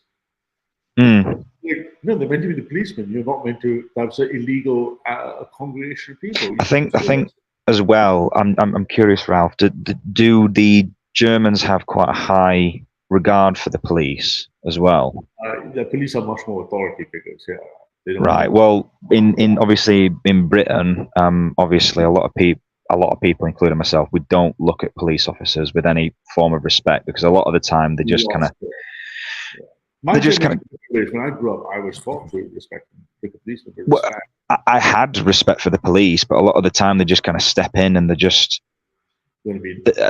don't deserve the respect that they're supposed to have, because they just behave like twats. But neither do the French police, but they're able to like get handle on these things like the Germans. I saw two New Germans, or three of them. New Germans the other day, and they pulled over a police car. One guy got out of the car, and he was obviously talking to the German police who pulled him over with three New Germans. And then one guy came on the other side of the car to come up to like aggressively speak to the guy. And so the policeman just held him and pushed him against the side of the car really hard. okay. I'm like, okay. And he said, I'm like, okay. So I just didn't get back in the car. Right? And you go like, oh, my human rights. You're like, dude, just listen to the police, right? So obviously that aggression of the New German didn't really work. If you imagine that with the Met Police, they'd be like, sir, please, officer, please, do you mind getting back in your car? Yeah, it's very different. And if they do use physical violence, it'd be like a big problem. And that's the state of decay, isn't it? Right? It is. Yeah. Well, it's a moral decay, but I think it's because a lot of people are in a position of despair. Really, I think that's part of it. You commit. 1 second, No worries, though. I think a lot of people in Britain are in a state of despair. So as a result, they just kind of allow shit to be the way it is, even though they're aware that it's just crap and nothing's working and everything's fucked. They don't see any desire to fix anything as well. No one has integrity. Like, all the good police would probably have quit for the most part by now. Well, they probably got kicked out, Jamie. Like, if we're going to be honest, they probably got fucking booted out for having the wrong opinion or view on how to do stuff. Yeah. And the rest are just mercenaries who just want their paycheck or effeminate ideologues. Oh, they just feel fucking powerful when they do it. Yep. It's like what was that female police officer that got into trouble in Britain now that she was using what is it? Was it pepper spray? Oh, that blonde lesbian bitch. Yeah, it's the one that got into trouble last time. I mean, yeah, it's the same one. She is definitely like so unqualified. You definitely think like when she was like a little girl, she had like a really like entitled kind of view regard of herself. Then she finally gets this opportunity to feel like, yeah, I have power over you. Fucking hell! I'm remembering something that happened semi-recently where I got accused. I got told for being. I was informed I was a bigot, which is quite funny. I should look at the chat because I always have my presence always triggers some people. They always provide me entertainment. There was someone earlier, but I was too busy. I was listening to a little bit of Quackademic Agent. God, he's so funny. I was lost and so confused. How does he have the balls when he doesn't understand what the hell is going on? He still has the balls to do a program where he kind of talks with authority about stuff he has no clue about. He literally I was listening to him. Book. Oh, I was listening to him before I came here because I just checked here just to see if there's anybody saying anything interesting. But it does bother me sometimes when he says, I just don't get it. It's like he's wanting to have. Hold on. Let me just formulate this in my head, Mossad. So, a lot of people still are operating on the position that you have people of competency in positions of power and authority to make decisions, right? Right. And as a result of, and this is from part of the Enlightenment and other concepts from a long time to do with reason and logic, right? So when things don't make logical sense, they try and come up with their own abstract reasoning to justify why certain things are happening, even if it isn't actually what is actually happening, which could literally just be the case of it's complete chaos and nobody's actually in the driver's seat of what's happening. It's just complete chaos. It's got to be an elite because he did the diagram and didn't you see? Oh, but these people, this is what I said to my mate when I went to a football match last Saturday. Is he asked me something along the lines of like, yeah, but who's like doing this and who's doing that? And I just said to him, well, look, you've got people that have got interests, right? And these people will like sit down and talk with each other and like plan stuff out and all that bollocks. But at the same time, they don't have so much control where they can make fucking pigs fly or something stupid like that. They don't have who is controlling your infinite football team? Well, exactly. Like I even use the example of football because something I've been mentioning Yeah. to him recently is that you have fixtures and shit in football to make. I mean, unless it's a certain things professional happen. game, nobody's controlling it. Just a few friends come and play, right? Yeah, exactly. But this is a more professional game that we were watching, and I said to him, just consider this, Sam. That's his name. Sorry, I shouldn't have. That's okay. Okay, Sam, we know where you are. We know where you are. We know where you live. We're gonna skin you. And I said to him, well, consider this in football, right? Is you don't have to have people on the pitch making very specific decisions to make one team win over the other. All you have to do. Take it to the next level.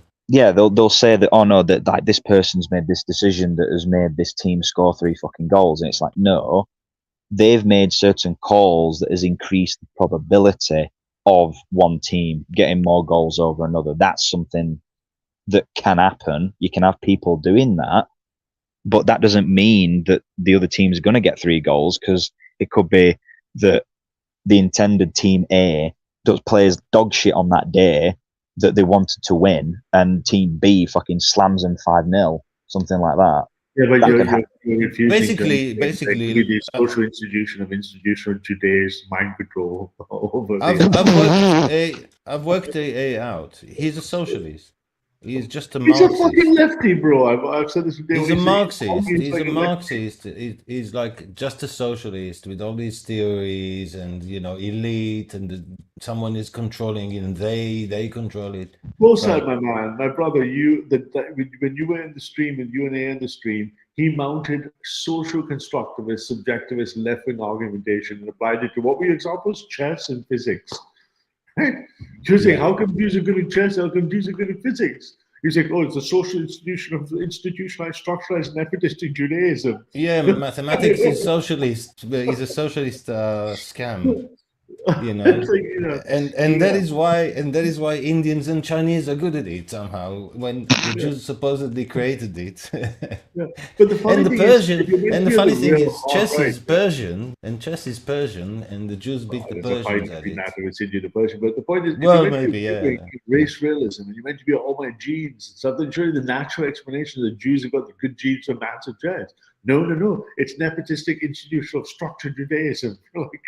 Yes, it's the chess conspiracy. Somewhere in Tel Aviv, there's a bunch of elderly Jewish men sitting there conspiring to get all the Jewish players to go. So I think that's the thing. Is the basketball a black conspiracy? The professional basketball. It has to be. Well, there's no other way that could be. There's no other way it could have happened. It has to be a conspiracy. Well, this is the thing. Conspiracy theories have a tendency to kind of have a world that confirms by their own prejudices. We can mention that. 56, 58% is the brain of the cortex is motivated reasoning. But still, to actually think Mossad versus A stream, someone sent me a clip from that stream Mossad the other day, they were sharing it. And literally, the 2 best examples possible, chess and physics, right?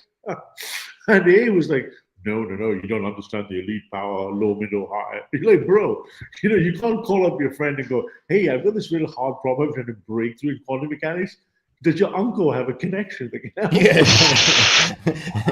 Are you connected to photons? Do you have someone in the family who knows a photon? What about uncles?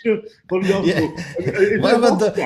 about Uncle Moshe? Does he not know anyone with I can give an example of an actual conspiracy that I'm aware of that happened, which was to do with it was to do with the COVID stuff. Aliens? And I've only aliens. It was but it's not really anything. It came from space. Came from space. No, it's to do with Fauci, and it's to do with the fact that prior to 2016, in America, in the US, it was legal to do gain of function research, basically. So you make a virus or bacteria more deadly for the purposes of making, I'll call it an antidote or a vaccine of some kind. to counteract it. You make some medicine that can counteract it, basically. But in 15 or 16 in America, it was banned.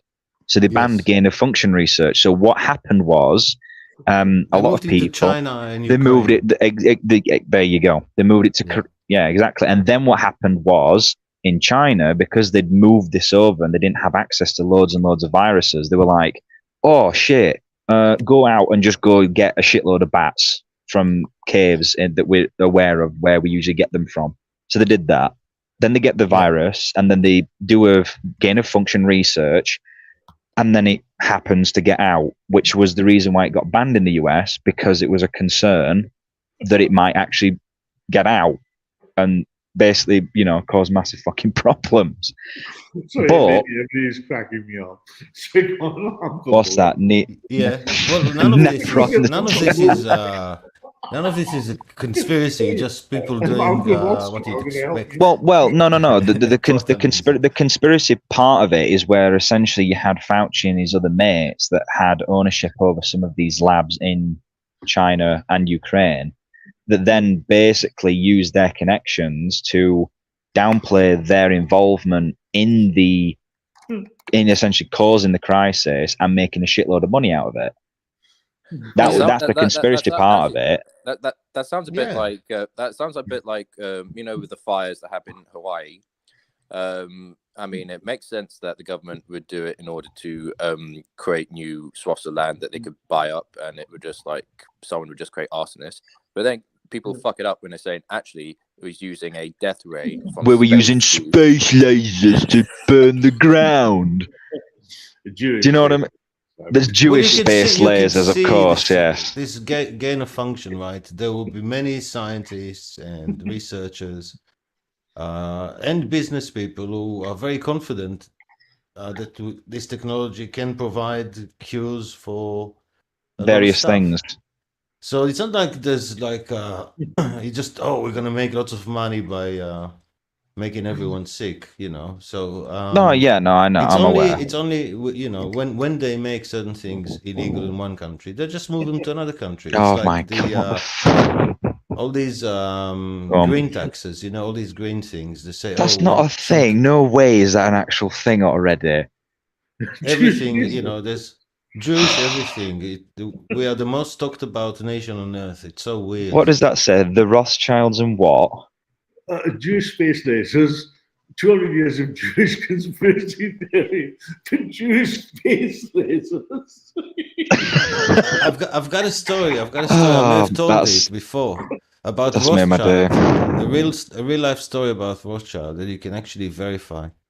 So I actually know the parts of the family, and one of the guys there didn't know about these conspiracies. He's like a very naive guy, He lived a very cushioned life, and went to clubs in London. He's quite good looking. I'm sure he had plenty of luck with all the money and the looks. And that's all. So it looks like he had a nice, easygoing life. And then he decided to write a book because he thought that someone like him, is so amazing. He has to write a book. Mm-hmm. And he got in interviews in different things. And then someone booked him, and he didn't even know who Alex Jones was. He'd never heard of him. Right. And Alex Jones was so eager that he was talking to a Rothschild, but he didn't understand that if someone has the name Rothschild, it doesn't mean that they're a banker or they know anything about any of this stuff. if I remember correctly, hasn't a lot of the Rothschilds actually lost a lot of the money after World War One, didn't they? Yeah. All the banking connections, they lost a lot of it, and then they just went, you know what, fuck this, I'm just going to go make wine instead. I can kill this people. But it's a lot of people. There's a lot of Rothschilds in Israel, and some of them are wealthy, but not like crazy wealthy. They just have nice houses. 70% of all inherited wealth after World War II has gone away. Almost all the new wealth is new wealth. Bezos, Gates. There's very little inherited wealth. Also, all the data shows you that most of the old inherited wealth in the 10th century is actually squandered by each generation. So this Oh, idea yeah. that Oh, there yeah. is all The- these the- the- the generations top- the holding top- the- wealth yeah, and the- passing it down is nonsense. It's just Yeah, like not the top, backed by yeah, the the top, the top. My family was very top wealthy. 1% is My never family saved, was so. one of the richest in Baghdad, Um, and I was born to nothing. We lived in a box. Thank you very much for having me on. I'm going to have to go now and get some sleep. So kicking off as well. I've got a coding problem. thank you for having me on, guys. I'll make it anytime, mate. Yeah, no worries. I have to kill the stream. That's why, boys. Because I have Yeah. these developers realize. Lewis, before. Oh, he's gone. Damn. Your microphone is very quiet as well, Kingston. You probably were trying to say things. We could hardly hear you. Hi, boys. Have a good night and stuff. I have to dash and so on. So, Talk soon. I'll call you tomorrow, Jane. Cool. Take care, everyone. Yeah. Hey, watch out, everyone, for the Jewish space stations. 5 seconds. Yes. Choo, choo, choo. Choo, choo.